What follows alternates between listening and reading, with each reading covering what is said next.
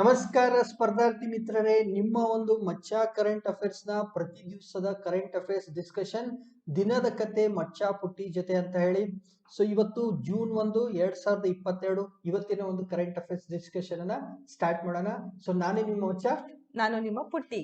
Okay ಪುಟ್ಟಿ. So ಯಾರ್ಯಾರು first time ನಮ್ಮ ಕರೆಂಟ್ ಅಫೇರ್ಸ್ ನೋಡ್ತಿದ್ದಾರಲ್ಲ, ಹೌದು, ಅವರೆಲ್ಲ ಏನ್ ಮಾಡ್ಬೇಕು, ಚಾನಲ್ ಅನ್ನ ಸಬ್ಸ್ಕ್ರೈಬ್ ಮಾಡ್ಬೇಕು, ಮತ್ತೆ ಬೆಲ್ ಬಟನ್ ಪ್ರೆಸ್ ಮಾಡ್ಬೇಕು, ಮತ್ತೆ ಲೈಕ್ ಮಾಡ್ಬೇಕು, ಶೇರ್ ಮಾಡ್ಬೇಕು. ಓಕೆ. ಸೊ ಸಬ್ಸ್ಕ್ರೈಬ್ ಯಾರು ಫಸ್ಟ್ ಟೈಮ್ ನೋಡ್ತಿದ್ರಲ್ಲ ಅಥವಾ ನೋಡ್ತಾ ಇರೋರು ಯಾರ್ಯಾರು ಸಬ್ಸ್ಕ್ರೈಬ್ ಮಾಡಿಲ್ಲ, ಚಾನಲ್ ಸಬ್ಸ್ಕ್ರೈಬ್ ಮಾಡಿ, ಬೆಲ್ ಐಕನ್ ಪ್ರೆಸ್ ಮಾಡಿ, ಇದನ್ನ ಲೈಕ್ ಮಾಡೋದು, ಶೇರ್ ಮಾಡೋದು ನಿಮ್ ಕೆಲಸ. ಓಕೆ. ಸೊ ಹೇಳದಂತೆ ಇವತ್ತು ಜೂನ್ 1. ಹೌದಾ? ಸೊ ಹೀಗೆ ಸ್ವಲ್ಪ ಬದಲಾವಣೆಗಳನ್ನ ಒಂದೊಂದು ತಿಂಗಳಿಗೆ ಸ್ವಲ್ಪ ಚೇಂಜ್ ಮಾಡ್ತಾ ನಾವು ಕರೆಂಟ್ ಅಫೇರ್ಸ್ ಮಾಡೋಣ. ಓಕೆ. ಸೊ ಬದಲಾವಣೆಯ ಜಗತ್ತಿನ ನಿಯಮ ಅಂತ ಹೇಳ್ತಾರೆ. ಸೊ ಈಗ ಹೊಸದಾಗಿ ನಾವ್ ಏನ್ ಮಾಡ್ತಿದೀವಿ ಅಂತಂದ್ರೆ, ಇನಿಷಿಯಲಿ ಕರೆಂಟ್ ಅಫೇರ್ಸ್ ಡಿಸ್ಕಷನ್ ಅಲ್ಲಿ ಒಂದೆರಡು ಸಾಲುಗಳಲ್ಲಿ ಅಂತ ಹೇಳಿ, ಸಂದ್ರೆ ಪುಟ್ಟಿ ಇದ್ರಲ್ಲಿ ಏನಿರುತ್ತೆ ಅಂದ್ರೆ ಜಾಸ್ತಿ ಇನ್ಫಾರ್ಮೇಶನ್ ಇರಲ್ಲ, ಒಂದೆರಡು ಲೈನ್ ಅಲ್ಲಿ ಮುಗಿದು ಹೋಗುವಂತ ಒಂದಿಷ್ಟು ಇನ್ಫಾರ್ಮೇಶನ್, ಹೆಡ್ಲೈನ್ಸ್ ತರ. ಬಟ್ ಹೆಡ್ಲೈನ್ಸ್ ಅಲ್ಲ. ಓಕೆ. ಹೆಡ್ಲೈನ್ಸ್ ಅಲ್ಲಿ ಏನಾಗುತ್ತೆ, ಹೆಡ್ಲೈನ್ಸ್ ಹೇಳಿದ್ಮೇಲೆ ಮತ್ತದನ್ನ ವಿವರವಾಗಿ ಹೇಳ್ತಾರೆ, ಎಕ್ಸ್ಪ್ಲೈನ್ ಮಾಡ್ತಾರೆ. ಸೊ ನಮಗೇನು ನ್ಯೂಸ್ ಇದ್ರ ಬಗ್ಗೆ ಸ್ವಲ್ಪ ಗೊತ್ತಿರ್ಲಿ ಅನ್ನೋ ದೃಷ್ಟಿಯಿಂದ ಒಂದೆರಡು ಸಾಲಲ್ಲಿ ನಾವು ಶಾರ್ಟ್ ಆಗಿ ನ್ಯೂಸ್ ಅನ್ನ ನೋಡೋಣ. ಸೊ ಫಸ್ಟ್ ನ್ಯೂಸ್ ಏನಿದೆಯಪ್ಪ ಅಂತಂದ್ರೆ, ಈಗ ನಾವು ನಿನ್ನೆ ನೋಡಿದ್ವಿ, ಇಂದಿರಾ ಸಾಹ್ನಿ ಕೇಸು 1992ರಲ್ಲಿ ಸುಪ್ರೀಂ ಕೋರ್ಟ್ ಏನ್ ಹೇಳಿದೆ, ಈ ಮೀಸಲಾತಿ ಅನ್ನೋದು 50% ಗಿಂತ ಜಾಸ್ತಿ ಇರಬಾರ್ದು ಅನ್ನೋದು ಸುಪ್ರೀಂ ಕೋರ್ಟಿನ ಒಂದು ಆದೇಶ. ಹೌದು. ಈಗ ಈ ಮೀಸಲಾತಿ ಅನ್ನೋದು ಬಿಬಿಎಂಪಿಯ ಚುನಾವಣೆಗೆ ಸ್ವಲ್ಪ ಅಡೆತಡೆ ಮಾಡ್ತಾ ಇತ್ತು. ಬಿಬಿಎಂಪಿ ಅಂದ್ರೆ ಬೃಹತ್ ಬೆಂಗಳೂರು ಮಹಾನಗರ ಪಾಲಿಕೆ. ಸೊ ಆ ಒಂದು ಇಲೆಕ್ಷನ್ ನಲ್ಲಿ ಸ್ವಲ್ಪ ಮೀಸಲಾತಿ ಕುರಿತಾಗಿ ಗೊಂದಲ ಇತ್ತು. ಆದ್ರೆ ಈ ಸುಪ್ರೀಂ ಕೋರ್ಟಿನ ಆದೇಶ ಏನಿದೆಯಲ್ಲ, 50% ಗಿಂತ ಹೆಚ್ಚಿಗೆ ಮೀಸಲಾತಿ ನೀಡಬಾರ್ದು ಅಂತ ಹೇಳಿ, ಸೊ ಅದರ ಪ್ರಕಾರನೇ ನಾವೇನ್ ಮಾಡೋಣ, ಬಿಬಿಎಂಪಿ ಕಾಯ್ದೆಗೆ ಸ್ವಲ್ಪ ತಿದ್ದುಪಡಿಯನ್ನ ತಂದು ಇಲೆಕ್ಷನ್ಸ್ ಅನ್ನ, ಬಿಬಿಎಂಪಿಯ ಚುನಾವಣೆಯನ್ನ ಆದಷ್ಟು ಬೇಗನೆ ನಡೆಸೋಣ ಅಂತ ಹೇಳಿ ನಮ್ಮ ಸಚಿವ ಸಂಪುಟದವರು, ನಮ್ಮ ರಾಜ್ಯದ ಕ್ಯಾಬಿನೆಟ್ ದವರು ತೀರ್ಮಾನ ತಗೊಂಡಿದ್ದಾರೆ. ಓಕೆ. ಸೊ ಇಲ್ಲಿ ಏನಾದ್ರೂ ಬದಲಾವಣೆಗಳು ಬಂದ್ರೆ ಈಗ ತಿದ್ದುಪಡಿ ಮಾಡ್ಬೇಕು. ಯಾವ್ದಕ್ಕೆ? ಬಿಬಿಎಂಪಿ ಕಾಯ್ದೆಗೆ, ಬೃಹತ್ ಬೆಂಗಳೂರು ಮಹಾನಗರ ಪಾಲಿಕೆ ಕಾಯ್ದೆಗೆ ತಿದ್ದುಪಡಿ ಮಾಡಬೇಕು. ಅದ್ರ ಜೊತೆಗೆ 50% ಗಿಂತ ಹೆಚ್ಚಿಗೆ ಮೀಸಲಾತಿ ಇರದಂತೆ ನೋಡ್ಕೋಬೇಕು. ಅದನ್ನ ಏನ್ ಮಾಡ್ತಾರೆ ಅನ್ನೋದು ಮುಂದಿನ ದಿನಗಳಲ್ಲಿ ನೋಡೋಣ. ಯಕ್ಷ ಪ್ರಶ್ನೆ. ಎಸ್. ಸೊ ಮುಂದೇನಿದೆ ಮುಂದೇನಿದೆ ಅಂತಂದ್ರೆ, ಕರ್ನಾಟಕ ಆರೋಗ್ಯ ಸಂಜೀವಿನಿ ಯೋಜನೆ ಅಡಿಯಲ್ಲಿ ನಮ್ಮ ರಾಜ್ಯದ ಸರ್ಕಾರಿ ನೌಕರರು ಯಾರ್ಯಾರಿದ್ದಾರೋ, ಅಂದ್ರೆ ಗವರ್ನಮೆಂಟ್ ಎಂಪ್ಲಾಯ್ ಯಾರಿದ್ದಾರೋ ಅವರಿಗೆ ಫ್ರೀ ಆಫ್ ಕಾಸ್ಟ್ ಅಲ್ಲಿ ಚಿಕಿತ್ಸೆಯನ್ನು ಒದಗಿಸುವಂತದ್ದು. ಸೊ ಈ ಒಂದು ಫೆಸಿಲಿಟೀಸ್ ನ ಆದಷ್ಟು ಬೇಗ ಚಾಲನೆ ತರಬೇಕು ಅಂತ ಹೇಳಿ ನಮ್ಮ ಮುಖ್ಯಮಂತ್ರಿಯವರು ಹೇಳಿದ್ದಾರೆ. ಓಕೆ. ಸೊ ಅಂದ್ರೆ ಈಗ ಗೌರ್ಮೆಂಟ್ ಎಂಪ್ಲಾಯೀಸ್ ಗೆ ನಗದು ರಹಿತ ಚಿಕಿತ್ಸೆ, ಅವ್ರ ದುಡ್ಡು ಕೊಡೋ ಅವಶ್ಯಕತೆ ಇಲ್ಲ. ಇನ್ನು ಮುಂದೆ ಯಾವಾಗ ಈ ಕರ್ನಾಟಕ ಆರೋಗ್ಯ ಸಂಜೀವಿನಿ ಅನ್ನೋ ಯೋಜನೆ ಬರುತ್ತೋ ಅವಾಗಿಂದ ಸರ್ಕಾರಿ ನೌಕರರು ನಗದು ರಹಿತವಾದ ಚಿಕಿತ್ಸೆ, ಅಂದ್ರೆ ಇವರ ಒಂದು ಚಿಕಿತ್ಸೆಗೆ ಏನ್ ದುಡ್ಡು ಖರ್ಚಾಗುತ್ತೆ ಅದನ್ನ ಸರ್ಕಾರವೇ ಭರ್ತಿ ಮಾಡುವಂತದ್ದು. ಸೊ ಅದನ್ನ ಸ್ಟಾರ್ಟ್ ಮಾಡ್ತೀವಿ ಅಂತ ಮುಖ್ಯಮಂತ್ರಿಗಳು ಹೇಳಿದ್ದಾರೆ. ನೋಡೋಣ ಯಾವಾಗ ಸ್ಟಾರ್ಟ್ ಆಗುತ್ತಂತ. ಸೊ ಮತ್ತೊಂದು ಯಾವಾಗ ಸ್ಟಾರ್ಟ್ ಆಗುತ್ತೆ ಕರ್ನಾಟಕ ಆರೋಗ್ಯ ಸಂಜೀವಿನಿ ಅನ್ನೋದನ್ನ ನಾವು ವೇಟ್ ಮಾಡಿ ನೋಡೋಣ. ಬಂಪರ್ ಆಫರ್ ಯಾರಿಗೆ? ನಮಗಲ್ಲ, ಸರ್ಕಾರಿ ಎಂಪ್ಲಾಯೀಸ್ಗೆ. ಓಕೆ. ಸೊ ಅದಾದ್ಮೇಲೆ ಪುಟಿ, ಈಗ ಮಾರ್ಚ್ 31ಕ್ಕೆ ಏನಾಯ್ತು, ಹಣಕಾಸು ವರ್ಷ ಮುಗೀತು. ಹೌದು. ಅದು ಏನೇನಾಯ್ತು ಅನ್ನೋದು ಇನ್ಫಾರ್ಮೇಶನ್ ಕ್ರಮೇಣವಾಗಿ ಬರ್ತಾ ಇರುತ್ತೆ. ಸೊ ಇವಾಗ ನಾವು ಜೂನ್ 1ಕ್ಕೆ ಬಂದಿದ್ದೀವಿ. ಹೌದು. ಸೊ ಈಗ ಈ ಹಣಕಾಸು ವರ್ಷದಲ್ಲಿ, ಅಂದ್ರೆ ಹಿಂದಿನ ಒಂದು ಹಣಕಾಸು ವರ್ಷದಲ್ಲಿ ಒಟ್ಟು 2,30,000 ನಕಲಿ ನೋಟುಗಳು ನಮ್ಮ ರಾಜ್ಯದಲ್ಲಿ ಸಿಕ್ತು, ನಮ್ಮ ದೇಶದಲ್ಲಿ ಸಿಕ್ತು ಅಂತ ವರದಿಯಾಗಿದೆ. RBI ದವ್ರು ಹೇಳಿದ ವರದಿ. ಓಕೆ. ಸೊ ಕಳೆದ ಒಂದು ಆರ್ಥಿಕ ವರ್ಷದಲ್ಲಿ ಅಥವಾ ಹಣಕಾಸು ವರ್ಷದಲ್ಲಿ ನಮ್ಮ ದೇಶದಲ್ಲಿ 2,30,000 ನಕಲಿ ನೋಟುಗಳು ಸಿಕ್ಕು ಅಂತ ಹೇಳಿದ್ರು. ಇದು ಬಹಳ ಆಘಾತಕಾರವಾದಂತ ವಿಷಯ. ನೋಟ್ ಬ್ಯಾನ್ ಆದಾಗ ನೋಟಲ್ಲಿ ಚಿಪ್ ಇರುತ್ತೆ, ಹಂಗಿರುತ್ತೆ ಹಿಂಗಿರುತ್ತೆ ಅಂತ ಹೇಳಿದ್ರು. ಬಟ್ ಯಾವುದೇ ರೀತಿಯಾದಂತ ಅಪ್ಡೇಟ್ ಆಗಿರ್ಲಿಲ್ಲ. ಸೊ ಹೀಗಾಗಿ ನಕಲಿ ಒಂದು ನೋಟುಗಳ ಹಾವಳಿ ಏನಾಗ್ತಿದೆ, ಸಿಕ್ಕಾಪಟ್ಟೆ ಜಾಸ್ತಿ ಆಗ್ತಾ ಇದೆ. ಇಲ್ಲಿ ಇನ್ನೊಂದು ನಾವು ಗಮನಿಸಬೇಕು, ಇವು ಪತ್ತೆ ಆಗಿರೋದಂತಂದ್ರೆ ಬ್ಯಾಂಕ್ ಅಲ್ಲಿ ಹೋದಾಗ ಸಿಕ್ಕಿರೋದು. ಈಗ ನನ್ನ ಹತ್ರ ನಿನ್ನ ಹತ್ರ ನಕಲಿ ನೋಟ್ ಬಂದ್ರೆ ನಮ್ಗೆ ಗೊತ್ತಾಗಿರಲ್ಲ, ಸಿಗೋದು ಯಾವಾಗ ಬ್ಯಾಂಕ್ ಅಲ್ಲಿ ಹೋಗಿ ಹಾಕಿದಾಗ. ಸೊ ಅಂದ್ರೆ ಇದು ಇದಕ್ಕಿಂತ ಜಾಸ್ತಿ ಇರುತ್ತೆ, ಚಲಾವಣೆಯಲ್ಲಿ ಬಹಳಷ್ಟು ಇರುತ್ತೆ. ಯಾವಾಗ ಬ್ಯಾಂಕ್ ಅಲ್ಲಿ ಹೋಗ್ತೋ ಅವಾಗ ಮಾತ್ರ ಇವು ಪತ್ತೆ ಆಗುತ್ತೆ. ಸೊ ಇದನ್ನೇ ನಾವು ಹಿಂದಿನ ಆರ್ಥಿಕ ವರ್ಷಕ್ಕೆ ಹೋಲಿಸಿದಾಗ ಅವಾಗ ಎಷ್ಟಿತ್ತು, 2,08,000 ನಕಲಿ ನೋಟುಗಳು ಸಿಕ್ಕಿದ್ವು. ಹಾಗಾದ್ರೆ ಮತ್ತೆ ಈ ವರ್ಷ ಜಾಸ್ತಿ ಸಿಕ್ಕಿದೆ. ಸೊ ನಕಲಿ ನೋಟುಗಳ ಹಾವಳಿ ಜಾಸ್ತಿ ಆಗ್ತಿದೆ, ಸ್ವಲ್ಪ ಎಚ್ಚರಾಗಿರಿ. ನೋಟುಗಳನ್ನ ನಾನು ನೋಡಲ್ಲ, ಸುಮ್ನೆ ಇಸ್ಕೊಡ್ತೀನಿ, ನೀವು ಹಂಗ್ ಮಾಡಕ್ ಹೋಗ್ಬೇಡಿ. ಓಕೆ, ಸೊ ನೆಕ್ಸ್ಟ್ ಏನಿದೆ ಪುಟಿ? ನೆಕ್ಸ್ಟ್ ಏನಿದೆ ಅಂದ್ರೆ ಪದ್ಮವಿಭೂಷಣ ಪುರಸ್ಕೃತರಾದಂತಹ ಡಾಕ್ಟರ್ ಎಚ್ ನರಸಿಂಹಯ್ಯರವರ ಒಂದು ಜನ್ಮದಿನದ ಪ್ರಯುಕ್ತವಾಗಿ ಬೆಂಗಳೂರಿನ ನ್ಯಾಷನಲ್ ಕಾಲೇಜಿನ ಸಾಂಸ್ಕೃತಿಕ ವಿಭಾಗದಲ್ಲಿ ಬೆಂಗಳೂರು ಲಲಿತಾ ಕಲಾ ಪರಿಷತ್ ಅವರು ಜೂನ್ 1ರಿಂದ 6 ದಿನಗಳವರೆಗೆ, ಅಂದ್ರೆ ಜೂನ್ 6 ಅವರ ಬರ್ತ್ಡೇ ಇದೆ. ಸೊ ಈ ಒಂದು 6 ದಿನಗಳವರೆಗೆ ಅದು ಒಂದು ನೆನಪಿಗೋಸ್ಕರ ಸಾಂಸ್ಕೃತಿಕ ಉತ್ಸವವನ್ನ ಹಮ್ಮಿಕೊಂಡಿದೆ. ಓಕೆ, ಸೊ ಅಂದ್ರೆ ಎಚ್ ನರಸಿಂಹ ಅವರ ಬಗ್ಗೆ. ಹೌದು. ಸೊ ಬಹಳಷ್ಟು ಜನಕ್ಕೆ ಈಗಿನ ಒಂದು ಜನರೇಷನ್ಗೆ ಎಚ್ ನರಸಿಂಹ ಅವರು ಯಾರು ಅಂತ ಗೊತ್ತಿಲ್ಲ. ನಾವು ಓದುವಾಗ ನಮ್ ಟೆಕ್ಸ್ಟ್ ಬುಕ್ ಅಲ್ಲಿ ಎಚ್ ನರಸಿಂಹಯ್ಯ ಅವರು ಬರೆದಂತ ಒಂದು ಪಾಠ ನಮ್ಗಿತ್ತು. ಹೌದಾ? ಸೊ ಅವಾಗ ಅವ್ರ ಬಗ್ಗೆ ನನಗೆ ಸ್ವಲ್ಪ ಗೊತ್ತಿತ್ತು. ಅದಾದ್ಮೇಲೆ ಇವ್ರ ಬಗ್ಗೆ ತಿಳ್ಕೊಂಡೆ. ಸೊ ಎಚ್ ನರಸಿಂಹಯ್ಯನವರು ಒಬ್ಬ ಸ್ವಾತಂತ್ರ್ಯ ಹೋರಾಟಗಾರರು, ಗಾಂಧಿವಾದಿ. ಸೊ ಐ ಥಿಂಕ್ 1936 ಯಾವ್ದೋ ಒಂದು ಟೈಮ್ ಅಲ್ಲಿ ಗಾಂಧೀಜಿ ಅವರು ಕರ್ನಾಟಕಕ್ಕೆ ಬರ್ತಾರೆ. ಸೊ ಗಾಂಧೀಜಿ ಅವರಿಗೆ ಟ್ರಾನ್ಸ್ಲೇಟರ್ ಆಗಿ ಈ ಒಬ್ಬ ಎಚ್ ನರಸಿಂಹಯ್ಯ ಅವರು, ಅವಾಗ ಇನ್ನು ಸ್ಟೂಡೆಂಟ್ ಆಗಿದ್ರು, ಅವ್ರು ಏನ್ ಮಾಡ್ತಾರೆ, ಗಾಂಧೀಜಿ ಇನ್ಫ್ಲೂಯೆನ್ಸ್ ಬಂದು ಅವರು ಗಾಂಧಿವಾದಿಗಳಾಗ್ತಾರೆ. ಓಕೆ, ಸೊ ಗಾಂಧಿವಾದಿಯಾಗಿ ಈ ಒಂದು ಏನು ಅಂತ ಹೇಳ್ತೀವಿ ಸ್ವಾತಂತ್ರ್ಯ ಚಳವಳಿಯಲ್ಲಿ ಕೆಲಸ ಮಾಡ್ತಾರೆ. ಟಿ ಶಾಮಯ್ಯ ಅಂತ ಒಬ್ರು ಇದ್ರು, ಅವ್ರ ಜೊತೆಗೆ TR ಶಾಮಯ್ಯ ಅಂತ ಮೋಸ್ಟ್ಲಿ ಅವ್ರ ಜೊತೆಗೆ ಸೇರ್ಕೊಂಡು ಕ್ರಾಂತಿಕಾರಿ ಚಟುವಟಿಕೆಯನ್ನು ಕೂಡ ಎಚ್ ನರಸಿಂಹ ಅವರು ಮಾಡ್ತಾರೆ.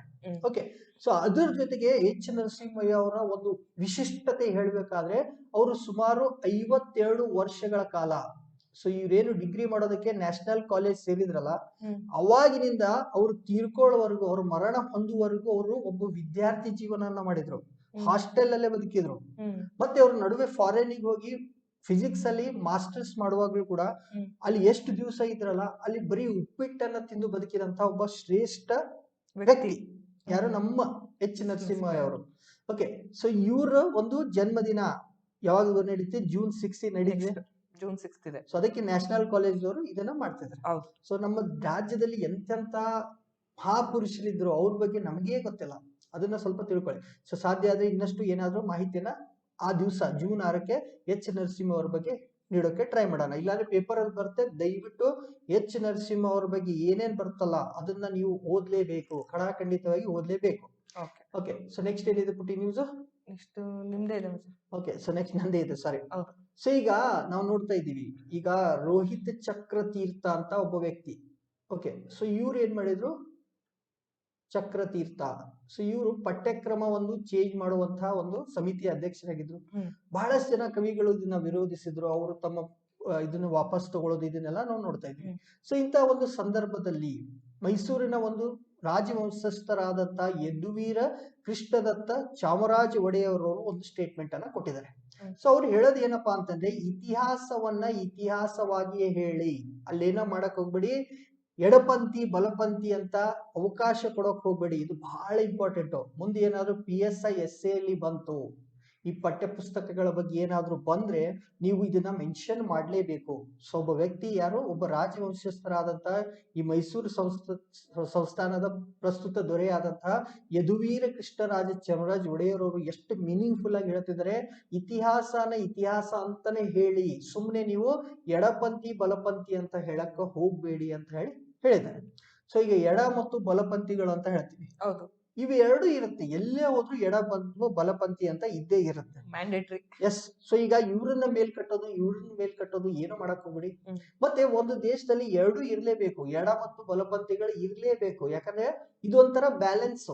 ಒಂದು ವಾಹನ ಮುಂದೆ ಹೋಗ್ಬೇಕಾದ್ರೆ ಯಾವ ತರ ಎರಡು ಚಕ್ರ ಬ್ಯಾಲೆನ್ಸ್ ಅಲ್ಲಿ ಇರ್ಬೇಕಲ್ಲ, ಎಡಪಂಥೀಯರ ಇನ್ಫ್ಲುಯೆನ್ಸ್ ಆದಾಗ ಬಲಪಂಥೀಯರು ವಿರೋಧ ಮಾಡಬೇಕು, ಬಲಪಂಥೀಯರ ಒಂದು ಇನ್ಫ್ಲುಯೆನ್ಸ್ ಜಾಸ್ತಿ ಆದಾಗ ಎಡಪಂಥೀಯರು ವಿರೋಧ ಮಾಡ್ಲೇಬೇಕು. ಸೊ ಆ ರೀತಿಯಾಗಿ ಇದನ್ನ ಸಮನಾಗಿ ನೋಡ್ಕೊಂಡು ಹೋಗಿ ಇತಿಹಾಸವನ್ನ ಇತಿಹಾಸವಾಗಿ ಬೋಧಿಸಿ ಅಂತ ಬಹಳಷ್ಟು ಅರ್ಥಪೂರ್ಣವಾದಂತ ಒಂದು ಮಾತನ್ನ ಯದುವೀರ ಕೃಷ್ಣದತ್ತ ಚಾಮರಾಜ ಒಡೆಯವರು ಹೇಳಿದ್ದಾರೆ. ಓಕೆ, ಸೊ ನೆಕ್ಸ್ಟ್ ಏನ್ಬಿಟ್ಟು ನೆಕ್ಸ್ಟ್ ನ್ಯೂಸ್ ಏನಿದೆ ಅಂದ್ರೆ, ಅಫ್ಘಾನಿಸ್ತಾನ ಗಡಿಯ ಬುಡಕಟ್ಟು ಪ್ರದೇಶದಲ್ಲಿ ಈ ನಡುವೆ ತುಂಬಾ ಟೆರರಿಸಂ ಆಕ್ಟಿವಿಟೀಸ್ ಜಾಸ್ತಿ ಆಗ್ತಿದೆ, ಹೌದಲ್ವಾ? ಸೊ ಇದನ್ನ ಎಂಡ್ ಮಾಡ್ಬೇಕು ಅಂತ ಹೇಳಿ ಈ ಒಂದು ಹಿನ್ನೆಲೆಯಲ್ಲಿ ಏನ್ ಮಾಡಿದ್ದಾರೆ, ಪಾಕಿಸ್ತಾನದವರು ಒಂದು ಒಪ್ಪಂದ ಮಾಡ್ಕೊಂಡಿದ್ದಾರೆ. ಯಾರ ಹತ್ರ? ತೆಹ್ರಿಕ್ ಹೇ ತಾಲಿಬಾನ್ ಪಾಕಿಸ್ತಾನ್ ಅಂತೇಳಿ TTP, ಇವರ ಒಂದು ಉಗ್ರ ಸಂಘಟನೆ ಏನಿದೆಯೇ, ಇವರ ಜೊತೆ ಒಂದು ಒಪ್ಪಂದ ಮಾಡ್ಕೊಂಡಿದ್ದಾರೆ. ಆ ಒಪ್ಪಂದ ಏನಂತಂದ್ರೆ ಕದನ ವಿರಾಮದ ವಿಸ್ತರಣೆ ಒಪ್ಪಂದ ಅಂತೇಳಿ, ಅಂದ್ರೆ ಸೀಸ್ ಫೈರ್ ಅನ್ನ ಎಕ್ಸ್ಟೆಂಡ್ ಮಾಡ್ಬೇಕು. ಹೌದು. ಸೊ ಈಗ ಇನ್ನೊಂದು ಗೊತ್ತಾ ಪುಟಿ, ಈ ತೆಹ್ರಿಕೆ ತಾಲಿಬಾನ್ ಪಾಕಿಸ್ತಾನ್ ಅಂತ ಹೇಳ್ತಿದಲ್ಲ, ಇದು ಒಂದು ಪಾಕಿಸ್ತಾನದಲ್ಲಿ ಇರುವಂತ ತಾಲಿಬಾನ್ ತರ ಇರುವಂತ ಒಂದು ಸಂಸ್ಥೆ. ಓಕೆ, ಸೊ ಹೆಚ್ಚು ಕಡಿಮೆ ಇದು ಪಾಕಿಸ್ತಾನದ ತಾಲಿಬಾನ್ ಅಂತ ಹೇಳ್ತೀವಿ. ಸೊ ಇದನ್ನ ಸ್ವಲ್ಪ ನೀವು ನೆನ್ಪಿಟ್ಕೊಳ್ಳಿ, ತೆಹ್ರಿಕೆ ತಾಲಿಬಾನ್ ಪಾಕಿಸ್ತಾನ್ ಅಂತಂದ್ರೆ ಇದು ಪಾಕಿಸ್ತಾನದ ತಾಲಿಬಾನ್, ಇದೊಂದು ಉಗ್ರ ಸಂಘಟನೆ. ಇವ್ರ ಜೊತೆಗೆ ಒಪ್ಪಂದ ಮಾಡ್ಕೊಳ್ತಾ ಇರೋರು ಪಾಕಿಸ್ತಾನ ಸರ್ಕಾರದವರು. ಅದೇನು ಕದನ ವಿರಾಮ ಮಾಡೋಣ ಎಲ್ಲಿ, ಅಫ್ಘಾನಿಸ್ತಾನದ ಗಡಿಯಲ್ಲಿ, ಅಂದ್ರೆ ಪಾಕಿಸ್ತಾನ ಅಫ್ಘಾನಿಸ್ತಾನದ ಗಡಿ ಏನಿದೆಯಲ್ಲ, ಈ ಕಡೆ ಅಫ್ಘಾನಿಸ್ತಾನ ಈ ಕಡೆ ಪಾಕಿಸ್ತಾನ ಇದೆಯಲ್ಲ, ಇದು ಕೂಡ ಇಲ್ಲಿ ಟೆರರಿಸಂ ಆಕ್ಟಿವಿಟಿನ ಇವ್ರು ಮಾಡ್ತಿದ್ದಾರೆ, ತೆಹರೀಕೆ ತಾಲಿಬಾನ್ ಅಂತ ಹೇಳಿ. ಸೊ ಪಾಕಿಸ್ತಾನದವ್ರು ಅವ್ರ ಸ್ಥಿತಿನೇ ಸರಿ ಇಲ್ಲ. ಫಸ್ಟ್ ಆಫ್ ಆಲ್ ಅವ್ರಿಗೆ 108 ಪ್ರಾಬ್ಲಮ್, ನಮಗ್ ಪ್ರಾಬ್ಲಮ್ ಕೊಡಕ್ ಬಂದ್ರೆ ಹಿಂಗೆ ಆಗ್ಬೇಕು, ಮಾಡಿದ್ದುಣ ಮಾರೆ ಅಂತ ಆಗ್ಬೇಕು ಪಾಕಿಸ್ತಾನದವ್ರಿಗೆ. ಓಕೆ, ಸೊ ನೆಕ್ಸ್ಟ್ ಏನ್ಬಿಟ್ಟಿ, ನೆಕ್ಸ್ಟ್ ನಂದಿದೆ, ಸಾರಿ, ಇದೇನಂತಾನೆ ವಿಶ್ವನಾಥನ್ ಆನಂದ್ ಅಂತ, ನನ್ನ ಹೆಸರು ಇಟ್ಕೊಂಡಂತ ಒಬ್ಬ ಮಹಾಪುರುಷ ಚೆಸ್ ಪ್ಲೇಯರು. ನಾನು ವಿಶ್ವನಾಥ, ಅವ್ರು ವಿಶ್ವನಾಥನ್ ಆನಂದ್. ಸೊ ಅವರು ನಾರ್ವೆದಲ್ಲಿ ನಡೆಯುತ್ತಿರುವಂತಹ ಈ ಒಂದು ಬ್ಲಿಟ್ಸ್ ವಿಭಾಗದಲ್ಲಿ ಸೋಲಿಸಿದ್ರು. ಯಾರನ್ನ? ವಿಶ್ವ ಚಾಂಪಿಯನ್ ಆಗಿರುವಂತಹ ನಾರ್ವೆಯ ಮ್ಯಾಗ್ನಸ್ ಕಾರ್ಲ್ಸನ್ ಅವರನ್ನ ಸೋಲಿಸಿದ್ರು. ಸೊ ಹಾಲಿ ವಿಶ್ವ ಚಾಂಪಿಯನ್ ಆಗಿರುವಂತಹ ನಾರ್ವೆಯ ಮ್ಯಾಗ್ನಸ್ ಕಾರ್ಲ್ಸನ್ ಅವ್ರನ್ನ ನಮ್ಮ ದೇಶದ ಚೆಸ್ ಪ್ಲೇಯರ್ ಆದಂತ ವಿಶ್ವನಾಥ್ ಆನಂದ್ ಅವರು ಸೋಲಿಸಿದ್ದಾರೆ. ಇದು ಒಳ್ಳೆ ಸುದ್ದಿ. ನೆಕ್ಸ್ಟ್ ಏನ್ಬಿಟ್ಟಿ, ರೈತ ಸಂಘದ ಅಧ್ಯಕ್ಷರಾಗಿದ್ದಂತ ಕೋಡಿಹಳ್ಳಿ ಚಂದ್ರಶೇಖರ್ ಅವ್ರನ್ನ ಕೆಲವೊಂದು ವಿಚಾರದಿಂದ ಅವ್ರನ್ನ ಒಂದು ಆರೋಪದ ಅಡಿಯಲ್ಲಿ ಅವ್ರನ್ನ ವಜಾ ಮಾಡಿದ್ರು. ಸೊ ಅವರ ಒಂದು ಪ್ಲೇಸ್ಗೆ ನೂತನವಾಗಿ ಹೊಸದಾಗಿ ಯಾರು ಆಯ್ಕೆ ಆಗಿದ್ದಾರೆ ಅಂದ್ರೆ HR ಬಸವರಾಜಪ್ಪ ಅವರು ಆಯ್ಕೆ ಆಗಿದ್ದಾರೆ. ಓಕೆ, ಅಂದ್ರೆ ರಾಜ್ಯ ಸಂಘದ ಹೊಸ ಅಧ್ಯಕ್ಷರು ಯಾರು ಅಂತಾರೆ HR ಬಸವರಾಜಪ್ಪ ಅವರು. ರೈತರ ಸಂಘದ ರಾಜ್ಯ ರೈತ ಸಂಘ, ಹೌದು, ಅದರ ಒಂದು ಅಧ್ಯಕ್ಷರು HR ಬಸವರಾಜಪ್ಪ ಅವರು ಆದ್ರು. ಹೌದು. ಓಕೆ, ಸೊ ಅದಾದ್ಮೇಲೆ ಈಗ ಆರ್ಥಿಕ ವರ್ಷ ಮುಗೀತು, ಒಂದು ನಕಲಿ ನೋಟುಗಳ ಬಗ್ಗೆ ಹೇಳಿದೆ. ಹೌದು. ಈಗ ಆರ್ಥಿಕ ವರ್ಷದ 4ನೇ ಒಂದು ಅವಧಿ, ನಾವು ಕ್ವಾರ್ಟರ್ಸ್ ಅಂತ ಹೇಳ್ತೀವಿ. ಓಕೆ, ಸೊ ತ್ರೈಮಾಸಿಕ ಅಂತ ಹೇಳ್ತಾರೆ ಕನ್ನಡದಲ್ಲಿ. ಸೊ ತ್ರೈಮಾಸಿಕಗಳಂತ ಏಪ್ರಿಲು, ಮೇ, ಜೂನು ಇದು Q1 ಅಥವಾ ಮೊದಲನೇ ತ್ರೈಮಾಸಿಕ. ಮುಂದೆ ಜುಲೈ, ಆಗಸ್ಟ್, ಸೆಪ್ಟೆಂಬರ್ ಇದು 2ನೇ ತ್ರೈಮಾಸಿಕ. ಮುಂದೆ ಅಕ್ಟೋಬರ್, ನವೆಂಬರ್, ಡಿಸೆಂಬರ್ ಇದು 3ನೇ ತ್ರೈಮಾಸಿಕ. ಕೊನೆಯ ತ್ರೈಮಾಸಿಕ ಬರೋದು ಯಾವಾಗ? ಜನವರಿ, ಫೆಬ್ರವರಿ, ಮಾರ್ಚ್ ಇದು Q4 ಅಥವಾ 4ನೇ ತ್ರೈಮಾಸಿಕ ಅಂತ ಹೇಳ್ತೀವಿ. ಸೊ ಈಗ 4ನೇ ತ್ರೈಮಾಸಿಕದಲ್ಲಿ ನಮ್ಮ ಒಂದು GDP ಎಷ್ಟು ಬೆಳೆದಿತ್ತು? ಈಗ 3 ತಿಂಗಳ ಅವಧಿಯಲ್ಲಿ ಹೇಳ್ತಾ ಹೋಗ್ತೀವಿ. ಮೊದಲನೇ ತ್ರೈಮಾಸಿಕ ಅಂದ್ರೆ ಏಪ್ರಿಲ್ ಇಂದ ಜೂನ್ ವರೆಗೆ, ಮುಂದೆ ಜುಲೈದಿಂದ ಸೆಪ್ಟೆಂಬರ್ ವರೆಗೆ, ಅಕ್ಟೋಬರ್ ದಿಂದ ನವೆಂಬರ್ ವರೆಗೆ, ಈ ತರ ಒಂದೊಂದೇ ತ್ರೈಮಾಸಿಕ ಹೇಳ್ತಾ ಹೋಗ್ತೀವಿ. ಸೊ ಈಗ ಕೊನೆಯ ಒಂದು ತ್ರೈಮಾಸಿಕ ಯಾವ್ದಾಗಿತ್ತು? ಜನವರಿ ಟು ಮಾರ್ಚ್ 31 ಈ ಒಂದು ಅವಧಿಯಲ್ಲಿ ನಮ್ಮ ದೇಶದಲ್ಲಿ GDP ಗ್ರೋತ್ ಅಥವಾ ಆರ್ಥಿಕ ಬೆಳವಣಿಗೆ ಎಷ್ಟಾಗಿತ್ತು? 4.1% ಆಗಿತ್ತು. Q4 ಅಥವಾ ಕೊನೆಯ ತ್ರೈಮಾಸಿಕದಲ್ಲಿ ಎಷ್ಟಾಯ್ತು? 4.1 ಆಯ್ತು. ಇನ್ನು ಉಳಿದಿದ್ದ 3 ಸೇರಿಸಿದ್ರೆ, ಸೊ ಟೋಟಲ್ ಆಗಿ 2021ರಿಂದ 22ರ ಒಂದು ಅವಧಿಯಲ್ಲಿ, ಅಂದ್ರೆ ಯಾವಾಗ? ಏಪ್ರಿಲ್ 1, 2021ರಿಂದ ಹಿಡಿದು ಮಾರ್ಚ್ 31, 2022ರ ಒಂದು ಅವಧಿಯಲ್ಲಿ ನಮ್ಮ ದೇಶದ ಒಂದು GDP ಎಷ್ಟಾಯ್ತು ಅಂತಂದ್ರೆ ಟೋಟಲ್ ಆಗಿ 8.7% ಆಯ್ತು. GDP ಅಂದ್ರೆ ನಮ್ಮ ಆರ್ಥಿಕ ಬೆಳವಣಿಗೆ ದರ. ಸೊ ಹಿಂದಿನ ವರ್ಷಕ್ಕೆ ಹೋಲಿಸಿದ್ರೆ ನಮ್ಮ ದೇಶದ ಆರ್ಥಿಕ ಬೆಳವಣಿಗೆ ದರ ಅಥವಾ GDP ಎಷ್ಟಾಯ್ತು? 8.4 ಆಯ್ತು. ಟೋಟಲ್ ಆಗಿ 8.7 ಟೋಟಲ್ ಆಗಿ. ಕೊನೆಯ ಹಂತದಲ್ಲಿ ನೋಡಿದ್ರೆ ಅದು 4.1 ಆಗಿತ್ತು. ಸೊ ಇಲ್ಲಿ ಎಕ್ಸಾಮ್ ಅಲ್ಲಿ ಇಂಪಾರ್ಟೆಂಟ್ ಇದು. 2021-22ನೇ ಒಂದು GDP ಅಥವಾ ಆರ್ಥಿಕ ಬೆಳವಣಿಗೆ ದರ ಎಷ್ಟಾಗಿದೆ ಅಂದ್ರೆ 8.7% ಆಗಿದೆ ಅಂತ ನೀವು ನೆನ್ಪಿಟ್ಟುಕೊಳ್ಳಿ. ಓಕೆ, ನೆಕ್ಸ್ಟ್ ಏನ್ಬಿಟ್ಟಿ? ನೆಕ್ಸ್ಟ್ ಏನಿದೆ ಅಂತಂದ್ರೆ ರಾಜ್ಯ ಸರ್ಕಾರದ ನೂತನ ಹೊಸದಾಗಿ ಮುಖ್ಯ ಕಾರ್ಯದರ್ಶಿಯಾಗಿ ಆಯ್ಕೆ ಆಗಿರೋದು, ಮೀನ್ಸ್ ಅಧಿಕಾರವನ್ನ ಸ್ವೀಕರಿಸಿದವರು ಯಾರಂತ ನೋಡೋದಾದ್ರೆ ವಂದಿತಾ ಶರ್ಮಾ ಅವರು. ಓಕೆ, ಸೊ ಇದನ್ನ ಡಿಸ್ಕಸ್ ಮಾಡಿದ್ವಿ ನಾವು ಮೊನ್ನೆ ಅಷ್ಟೇ ಡಿಸ್ಕಸ್ ಮಾಡಿದ್ವಿ. ಈಗ ಹಿಂದೆ P ರವಿಕುಮಾರ್ ಅಂತ ಇದ್ರು. ಹೌದು. ಓಕೆ, ಸೊ ರವಿಕುಮಾರ್ ಅವರ ಪ್ಲೇಸಿಗೆ ಯಾರು ಬಂದಿದ್ದಾರೆ? ವಂದಿತಾ ಶರ್ಮಾ ಅವರು ಬಂದಿದ್ದಾರೆ. ಮತ್ತಿದು ಇವರು ಎಷ್ಟನೇದು ಮಹಿಳೆಯ ನಾಲ್ಕನೇ ಮಹಿಳೆ ಏನಂತ ಹೇಳ್ತೀವಿ? ಚೀಫ್ ಸೆಕ್ರೆಟರಿ ಅಥವಾ ಮುಖ್ಯ ಕಾರ್ಯದರ್ಶಿಗಳು, ರಾಜ್ಯ ಸರ್ಕಾರದ ಮುಖ್ಯ ಕಾರ್ಯದರ್ಶಿಗಳು ಅಂತ ನೋಡಿದ್ವಿ. ಓಕೆ, ಸೊ ಅದಾದ್ಮೇಲೆ ಪುಟಿ ಈಗ ಇನ್ನೊಂದು ಜೂನ್ 10, ಇವತ್ತು ಜೂನ್ 1, ಇನ್ನು 9 ದಿವಸ ಬಿಟ್ರೆ ಜೂನ್ 10ನೇ ತಾರೀಕಿಗೆ ರಾಜ್ಯಸಭೆ ಚುನಾವಣೆಗಳು ನಡೆಯಲಿದೆ. ಸೊ ರಾಜ್ಯಸಭೆ ಚುನಾವಣೆ ಈ ಸಲ ಸ್ವಲ್ಪ ಇಂಟ್ರೆಸ್ಟಿಂಗ್. ಹೌದಾ? ಏನಪ್ಪಾ ಅಂತಂದ್ರೆ ನಮ್ಮ ರಾಜ್ಯದಿಂದ 4 ಜನರನ್ನ ನಾವೇನ್ ಮಾಡ್ಬೇಕು? ರಾಜ್ಯಸಭೆಗೆ ಈ ವರ್ಷ ಕಳಿಸ್ಬೇಕು. ಸೊ ಕಳಿಸ್ಬೇಕಾದ್ರೆ ಇಲ್ಲಿ ಏನಾಗ್ತಿದೆ ಅಂತಂದ್ರೆ ಬಿಜೆಪಿದವರಿಗೆ ಅವರ ಒಂದು ಶಾಸಕರ ಬಲ ಏನಿದೆಯಲ್ಲ, ಅವರು ಇಬ್ಬರನ್ನ ಕಳಿಸ್ಬೋದು.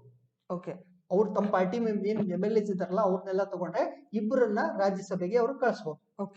ಕಾಂಗ್ರೆಸ್ದವರು ಏನ್ ಮಾಡ್ಬೋದು? ಒಬ್ಬರನ್ನ ಕಳಿಸ್ಬೋದು. ಅವ್ರ ಹತ್ರ ಅಷ್ಟು ಬಲ ಇದೆ, ಸದಸ್ಯರ ಬಲ ಇದೆ. ನೆಕ್ಸ್ಟ್ ಉಳಿದ ಒಂದು ಸ್ಥಾನಕ್ಕೆ ಯಾರಿಗೂ ಬಲ ಇಲ್ಲ ಅಂದ್ರೆ ಯಾವ ಪಾರ್ಟಿ ಹತ್ರನು 3ನೇ ವ್ಯಕ್ತಿಯನ್ನ ಅಥವಾ ಈ ಒಬ್ಬ 4ನೇ ಒಬ್ಬ ಸದಸ್ಯನನ್ನ ಕಳಿಸೋದಕ್ಕೆ ಏನಿಲ್ಲ, ಬಹುಮತ ಇಲ್ಲ ಅಥವಾ ಒಬ್ಬ ಅಭ್ಯರ್ಥಿನ ಕಳಿಸೋದಕ್ಕೆ ಅವರಿಂದ ಸಾಧ್ಯ ಇಲ್ಲ. ಸೊ ಹೀಗಾಗಿ ಸ್ವಲ್ಪ ಇಂಟ್ರೆಸ್ಟಿಂಗ್ ಇದೆ, ನೋಡೋಣ. ರಾಜ್ಯಸಭಾ ಚುನಾವಣೆ ನಡೆಯಲಿದೆ ಯಾವಾಗ? ಜೂನ್ 10ಕ್ಕೆ. ಹೌದು. ಟೋಟಲ್ ಆಗಿ ಎಷ್ಟು ಜನ ಸೆಲೆಕ್ಟ್ ಆಗಬೇಕು? 4 ಜನ ಸೆಲೆಕ್ಟ್ ಆಗಬೇಕು. ಅದರಲ್ಲಿ ಇಬ್ರು ಬಿಜೆಪಿದವ್ರು ಫಿಕ್ಸ್, ಒಬ್ರು ಕಾಂಗ್ರೆಸ್ ದವ್ರು ಫಿಕ್ಸ್. ಇನ್ನೊಬ್ರು ಯಾರಾಗ್ತಾರೆ ಇದು ಯಕ್ಷ ಪ್ರಶ್ನೆ. ಸೊ ಅದಕ್ಕೆ ಕಾಯ್ದು ನೋಡಿ, ಟೆನ್ಷನ್ ಮಾಡ್ಕೊಬಿಡಿ, ಯಾರು ಬರ್ತಾರಂತ ನೋಡೋಣ. 4 ಜನ ಯಾರು ಆಯ್ಕೆ ಆದ್ರು ರಾಜ್ಯಸಭೆಗೆ ಕರ್ನಾಟಕದಿಂದ ಅನ್ನೋದು ನಮಗೆ ಸ್ವಲ್ಪ ಕುತೂಹಲ ಇರಲಿ. ಓಕೆ ಬಿಡಿ. ಸೊ ನೆಕ್ಸ್ಟ್ ಏನು? ನೆಕ್ಸ್ಟ್ ಫ್ರೆಂಚ್ ಓಪನ್ ಟೂರ್ನಮೆಂಟ್ ಅಲ್ಲಿ ರಫಾಲ್ ನಡಾಲ್ ಅವ್ರು ಏನ್ ಮಾಡಿದಾರೆ ಅಂದ್ರೆ ವಿಶ್ವದ ನಂಬರ್ 1 ನೋವಾಕ್ ಜೋಕೋವಿಕ್ ಅವ್ರನ್ನ ಸೋಲ್ಸಿದ್ದಾರೆ. ಓಕೆ. ಸೊ ಅಲ್ಲಿನೂ ನಾವು ಹಿಂದೆ ನೋಡಿದ್ವಿ, ವಿಶ್ವನಾಥನ್ ಆನಂದ್ ಹಾಲಿ ಚಾಂಪಿಯನ್ ಆದಂತಹ ಮ್ಯಾಗ್ನಸ್ ಕಾರ್ಲ್ಸನ್ ಸೋಲ್ಸಿದ್ರೆ, ಇಲ್ಲಿ ಯಾರು ಸೋಲ್ಸಿದ್ರೆ?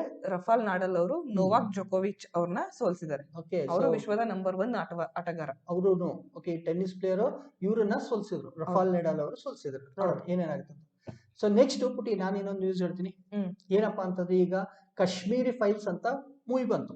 ಹೌದು.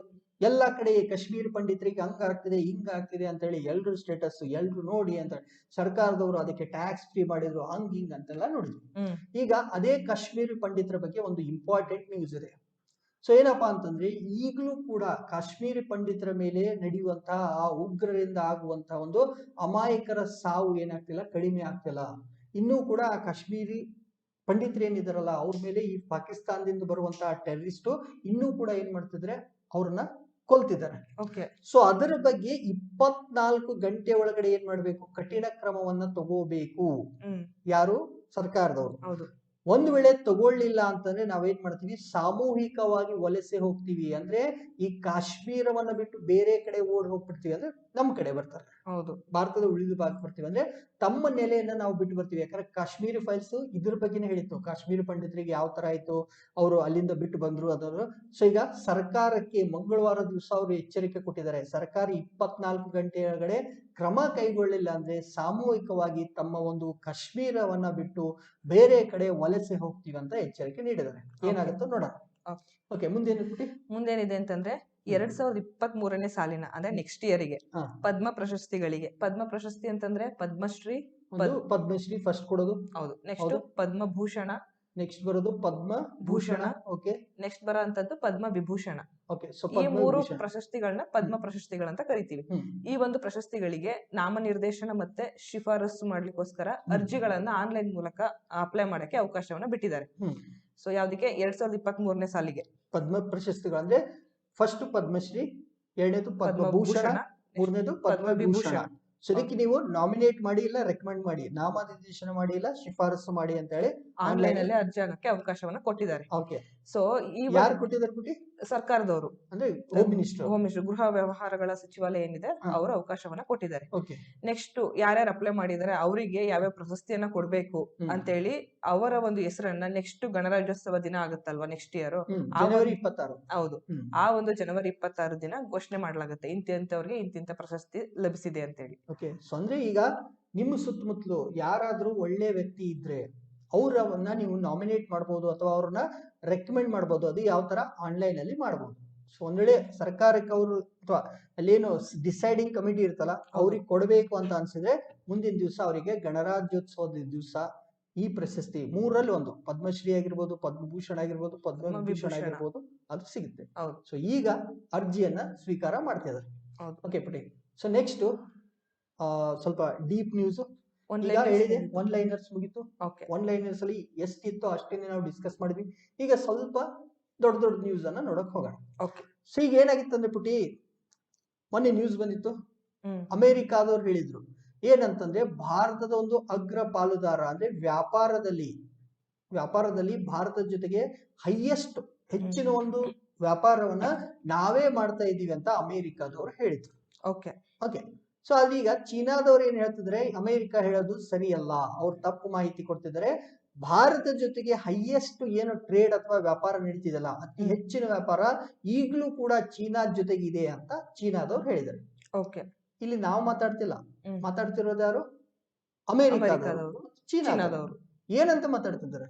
ನಾವು ಪಾಲುದಾರರಾಗಿದ್ದೀವಿ, ಭಾರತದ ಜೊತೆಗೆ ಹೆಚ್ಚಿನ ಒಂದು ವ್ಯಾಪಾರ ನಾವು ಮಾಡ್ತಿದೀವಿ ಅಂತ ನಮ್ಮ ಬಗ್ಗೆ ಅವ್ರು ಮಾತಾಡ್ತಿದ್ರು. ಇಲ್ಲಿ ನಾವು ಸುಮ್ನೆ ಕೂತಿದ್ವಿ. ಅಂದ್ರೆ ನಮ್ಮ ದೇಶದ ಒಂದು ಶಕ್ತಿಯನ್ನ ಇದು ತೋರಿಸ್ತಾ ಇದೆ. ಓಕೆ. ಸೊ ಇಲ್ಲಿ ಇಬ್ರು ಹೇಳ್ತಿರೋದು ಒಂಥರ ಕರೆಕ್ಟ್ ಅಂತ ನನಗೆ ಅನಿಸ್ತಿದೆ. ಯಾಕಪ್ಪ ಅಂತಂದ್ರೆ ನಾವು ವ್ಯಾಪಾರ ಅನ್ನೋದು ಏನ್ ನಡೀತಲ್ಲ, ಒಂದು ವರ್ಷದ ಅವಧಿ ಅಂತ ನೋಡಿದ್ರೆ, ಓಕೆ, ಸೊ ಅಮೆರಿಕಾದವರು ಲೆಕ್ಕ ಹಾಕಿದ್ದು ಯಾವ್ದ್ರ ಪ್ರಕಾರ ಏಪ್ರಿಲ್ ಇಂದ ಮಾರ್ಚ್ ವರೆಗೆ, ನಾವು ಭಾರತದಲ್ಲಿ ಏನು ಹಣಕಾಸು ವರ್ಷ ಅಂತ ಹೇಳ್ತೀವಲ್ಲ ಅದು ಏಪ್ರಿಲ್ ಇಂದ ಮಾರ್ಚ್ ಅಲ್ಲಿ. ಚೀನಾದವರು ನಾವೇ ಹೆಚ್ಚಿಗೆ ಮಾಡ್ತಿದೀವಿ ಅಂತ ಅವ್ರು ಹೇಳ್ತಿದಾರಲ್ಲ, ಚೀನಾದವರ ಹಣಕಾಸು ವರ್ಷ ಸ್ಟಾರ್ಟ್ ಆಗೋದು ಜನವರಿಯಿಂದ ಡಿಸೆಂಬರ್ ವರೆಗೆ. ಸೊ ಇಲ್ಲಿ ಯಾರ್ದು ಸರಿ ಯಾರು ತಪ್ಪು ಅಂತ ಹೇಳಂಗಿಲ್ಲ. ಯಾಕಂದ್ರೆ ಚೀನಾದವರು ಜನವರಿಯಿಂದ ಡಿಸೆಂಬರ್ ವರೆಗೆ ತೆಗೆದು ನೋಡ್ರಿ, ನಾವೇ ಟಾಪ್ ಅಲ್ಲಿ ಇದೀವಿ ಅಂತ ಹೇಳಿದ್ರೆ, ನಾವೇನು ಭಾರತದಲ್ಲಿ ಅಥವಾ ಅಮೆರಿಕಾದಲ್ಲಿ ನೋಡ್ತಿದೀವಲ್ಲ, ಏಪ್ರಿಲ್ ಇಂದ ಮಾರ್ಚ್ ಅಲ್ಲಿ ಇರೋದ್ರಲ್ಲಿ ಯಾರು ಟಾಪ್ ಅಲ್ಲಿ ಬರ್ತಾರೆ ಅವಾಗ ಅಮೆರಿಕಾದವ್ರು ಬರ್ತಾರೆ. ಹೌದು. ಸೊ ಹೀಗಾಗಿ ಅವ್ರವ್ರು ಮಾತಾಡ್ಕೋತಿದ್ರೆ, ಇನ್ ಕೇಸ್ ಎಕ್ಸಾಮ್ ಅಲ್ಲಿ ಏನಾದ್ರು ಇದನ್ನ ಕೇಳಿದ್ರೆ, ಭಾರತದ ಅಗ್ರ ವ್ಯಾಪಾರದ ಪಾಲುದಾರ ಅಥವಾ ಅಗ್ರ ಪಾಲುದಾರ ದೇಶ ಯಾವುದು ಅಂತಂದ್ರೆ ನಾವೇನ್ ಮಾಡ್ಬೇಕು, ಅಮೆರಿಕಾ ಅಂತಾನೆ ಬರೀಬೇಕು. ಯಾಕಂದ್ರೆ ನಮ್ಮ ಸರ್ಕಾರದ ಬಗ್ಗೆ ಅಂದ್ರೆ ಅಮೆರಿಕಾ ಅಂತ ಹೇಳಿದ್ವಿ. ನೋಡೋಣ, ಇನ್ನಷ್ಟು ಡಿಸ್ಕಷನ್ ನಡೀಲಿ, ಇನ್ನೂ ಕ್ಲಿಯರಿಟಿ ಮುಂದೆ ಸಿಗುತ್ತೆ. ಸೊ ಅದಾದ್ಮೇಲೆ ಏನ್ಬಿಟ್ಟು ನೆಕ್ಸ್ಟ್ ಏನಿದೆ ಅಂತಂದ್ರೆ ವಿಶ್ವ ತಂಬಾಕು ರಹಿತ ದಿನ ಅಂತ ಹೇಳಿ, no tobacco day, world no tobacco day. Okay, WHO ಅವರು ಪ್ರತಿ ವರ್ಷ ಮೇ 31ನ್ನ ವಿಶ್ವ ತಂಬಾಕು ರಹಿತ ದಿನ, ವರ್ಲ್ಡ್ ನೋ ಟೊಬ್ಯಾಕೋ ಡೇ ಅಂತ ಹೇಳಿ ಸೆಲೆಬ್ರೇಷನ್ ಮಾಡ್ತಾರೆ. ಹೌದಾ? ಯಾವ ಹಿನ್ನೆಲೆಯಲ್ಲಿ ಇವ್ರು ಸೆಲೆಬ್ರೇಷನ್ ಮಾಡ್ತಾರೆ ಅಂತಂದ್ರೆ, ತಂಬಾಕು ಸೇವನೆಯಿಂದ ಆಗುವಂತಹ ದುಷ್ಪರಿಣಾಮಗಳ ಬಗ್ಗೆ ಸಾಮಾನ್ಯ ಜನರಿಗೆ ಅರಿವನ್ನ ಮೂಡಿಸಲು, ಜಾಗೃತಿಯನ್ನು ಮೂಡಿಸಲಿಕ್ಕೋಸ್ಕರ ಈ ಒಂದು ಆಚರಣೆಯನ್ನ ಮಾಡ್ತಾರೆ. ಹೌದಾ? ಅಂಕಿಅಂಶಗಳ ಪ್ರಕಾರ ಏನಾಗ್ತಿದೆ ಅಂತಂದ್ರೆ, ವಿಶ್ವದಲ್ಲಿ ಅಂದ್ರೆ ಪ್ರಪಂಚದಲ್ಲೇ ಪ್ರತಿ ವರ್ಷ ತಂಬಾಕು ಸೇವನೆಯಿಂದ 80 ಲಕ್ಷಕ್ಕೂ ಹೆಚ್ಚು ಜನ ಸಾವನ್ನಪ್ತಿದ್ದಾರೆ. ಅಷ್ಟು ಜನ ಸಾಯ್ತಿದ್ದಾರೆ ಬರೀ ತಂಬಾಕಿನಿಂದಾನೇ 80 ಲಕ್ಷ ಜನ ಸಾಯ್ತಾ ಇದ್ದಾರೆ. ಆಕ್ಸಿಡೆಂಟ್ ಅಲ್ಲ, ಮತ್ತೊಂದಲ್ಲ, ಮಗದೊಂದಲ್ಲ, ಇವರೇ ಸಾವು ನುಡ್ಕೊಂಡು ಹೋಗ್ತಿದ್ದಾರೆ. ಹೌದಾ? ಏನಕ್ಕೋಸ್ಕರ ಇಷ್ಟು ಜನ ಸಾಯ್ತಿದ್ದಾರೆ ಅಂತಂದ್ರೆ, ಈಗ ತಂಬಾಕು ಸೇವನೆಯಿಂದ ಹಲವಾರು ಆರೋಗ್ಯ ಕೆಡಬಹುದು. ಅಂದ್ರೆ ಲಂಗ್ಸ್ ಕ್ಯಾನ್ಸರ್ ಆಗ್ಬೋದು, ಉಸಿರಾಟದ ರಿಲೇಟೆಡ್ ಪ್ರಾಬ್ಲಮ್ ಆಗ್ಬೋದು. ಸೊ ಈ ಒಂದು ಕಾರಣಗಳಿಂದ ಜನ ಸಾಯ್ತಾ ಇದ್ದಾರೆ. ಈ ವರ್ಷದ ವಿಶ್ವ ತಂಬಾಕು ರಹಿತ ದಿನದ ಥೀಮ್ ಏನಂತಂದ್ರೆ ಪರಿಸರ ಸಂರಕ್ಷಿಸಿ ಅಂತ, ಪ್ರೊಟೆಕ್ಟ್ ದ ಎನ್ವಿರಾನ್ಮೆಂಟ್ ಅಂತ ಹೇಳಿ. ವಿಶ್ವ ಆರೋಗ್ಯ ಸಂಸ್ಥೆಯವರು ಈ ವಿಷಯವನ್ನೇ ಏನಕ್ಕೆ ಆಯ್ಕೆ ಮಾಡ್ಕೊಂಡಿದ್ದಾರೆ, ಪರಿಸರನೇ ಸಂರಕ್ಷಿಸಿ ಅನ್ನೋದು ನೋಡೋದಾದ್ರೆ, ತಂಬಾಕು ಉದ್ಯಮದಿಂದ ಪರಿಸರದ ಮೇಲೆ ತುಂಬಾ ದುಷ್ಪರಿಣಾಮಗಳಾಗ್ತಿದೆ. ಸೊ ಇದ್ರ ಕುರಿತು ಗಮನವನ್ನ ಸೆಳೆಗೋಸ್ಕರ ಪರಿಸರ ಸಂರಕ್ಷಿಸಿ ಅಂತ ಹೇಳಿ ಥೀಮ್ನ ಇಟ್ಟಿದ್ದಾರೆ. ಈಗ ಮನುಷ್ಯರು ತಾವು ಸ್ಮೋಕ್ ಮಾಡ್ತಾರೆ, ಸ್ಮೋಕ್ ಮಾಡಿ ಏನ್ ಮಾಡ್ತಾರೆ, ಎನ್ವಿರಾನ್ಮೆಂಟ್ ಪೊಲ್ಯೂಷನ್ ಮಾಡ್ತಾರೆ ಅಲ್ವಾ, ಏರ್ ಪೊಲ್ಯೂಷನ್ ಮಾಡ್ತಾರೆ. ತಾವು ಹಾಳಾಗೋದಲ್ದೇನೆ ಎನ್ವಿರಾನ್ಮೆಂಟ್ ಹಾಳು ಮಾಡ್ತಿದ್ದಾರೆ. ಸೊ ಅದ್ರ ಬಗ್ಗೆ ಜಾಗೃತಿಯನ್ನು ಮೂಡಿಸೋಸ್ಕರ ಪರಿಸರ ಸಂರಕ್ಷಿಸಿ ಅನ್ನೋ ಒಂದು ಥೀಮ್ ನ ಇಟ್ಟಿದ್ದಾರೆ. ಒಳ್ಳೆ ಥೀಮು. ನೆಕ್ಸ್ಟ್ ಪುಟಿ, ಈಗ ನಾವು ಕೊರೋನಾ ಟೈಮ್ ಅಲ್ಲಿ ಒಂದು ಹೊಸದಾದಂತ ಒಂದು ಯೋಜನೆ ಬಂತು, ಅದಕ್ಕೆ PM ಕೇರ್ಸ್ ಯೋಜನೆ ಅಂತ ಹೇಳಿ. PM ಕೇರ್ಸ್ ಅಂದ್ರೆ ಏನು? Prime ministers citizens assistance and relief in emergency situation fund ಅಂತ. ಸೊ ಇದೇನು ಒಂದು ನಿಧಿ. ಈ ನಿಧಿಯಲ್ಲಿ ನಾವೇ ದುಡ್ಡು ಹಾಕಿದ್ವಿ. ಈ ನಿಧಿನ ಎದಕ್ ಬಳಸ್ಕೊಳ್ತಾರೆ ಅಂದ್ರೆ, ಈ ಎಮರ್ಜೆನ್ಸಿ ಸಿಚುವೇಶನ್ ಅಥವಾ ಏನಂತ ಹೇಳ್ತೀವಿ, ತುರ್ತು ಪರಿಸ್ಥಿತಿಗಳಲ್ಲಿ.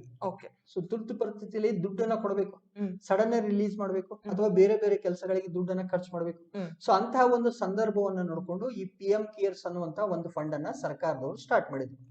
ಸೊ ಈಗ ಆಕ್ಸಿಜನ್ ಸಿಲಿಂಡರ್ಸ್ ಅನ್ನ ಕೊಟ್ವಿ, ಮತ್ತೆ ಬೇರೆ ಬೇರೆ ಕೆಲಸಗಳಿಗೆ ದುಡ್ಡನ್ನ ಸ್ಪೆಂಡ್ ಮಾಡಿದ್ವಿ ಅಂತ ಸರ್ಕಾರದವ್ರು ಹೇಳಿದ್ರು. ಮುಂದೆ ಇದ್ರ ಬಗ್ಗೆ ಯಾವುದೇ ರೀತಿಯಾದಂತ ಲೆಕ್ಕಾಚಾರ ಕೊಡ್ಲಿಲ್ಲ, ಅದು ಕೂಡ ವಿವಾದ ಆಗಿತ್ತು. ಬಟ್ ಅದು ನಮಗ್ ಬೇಡ.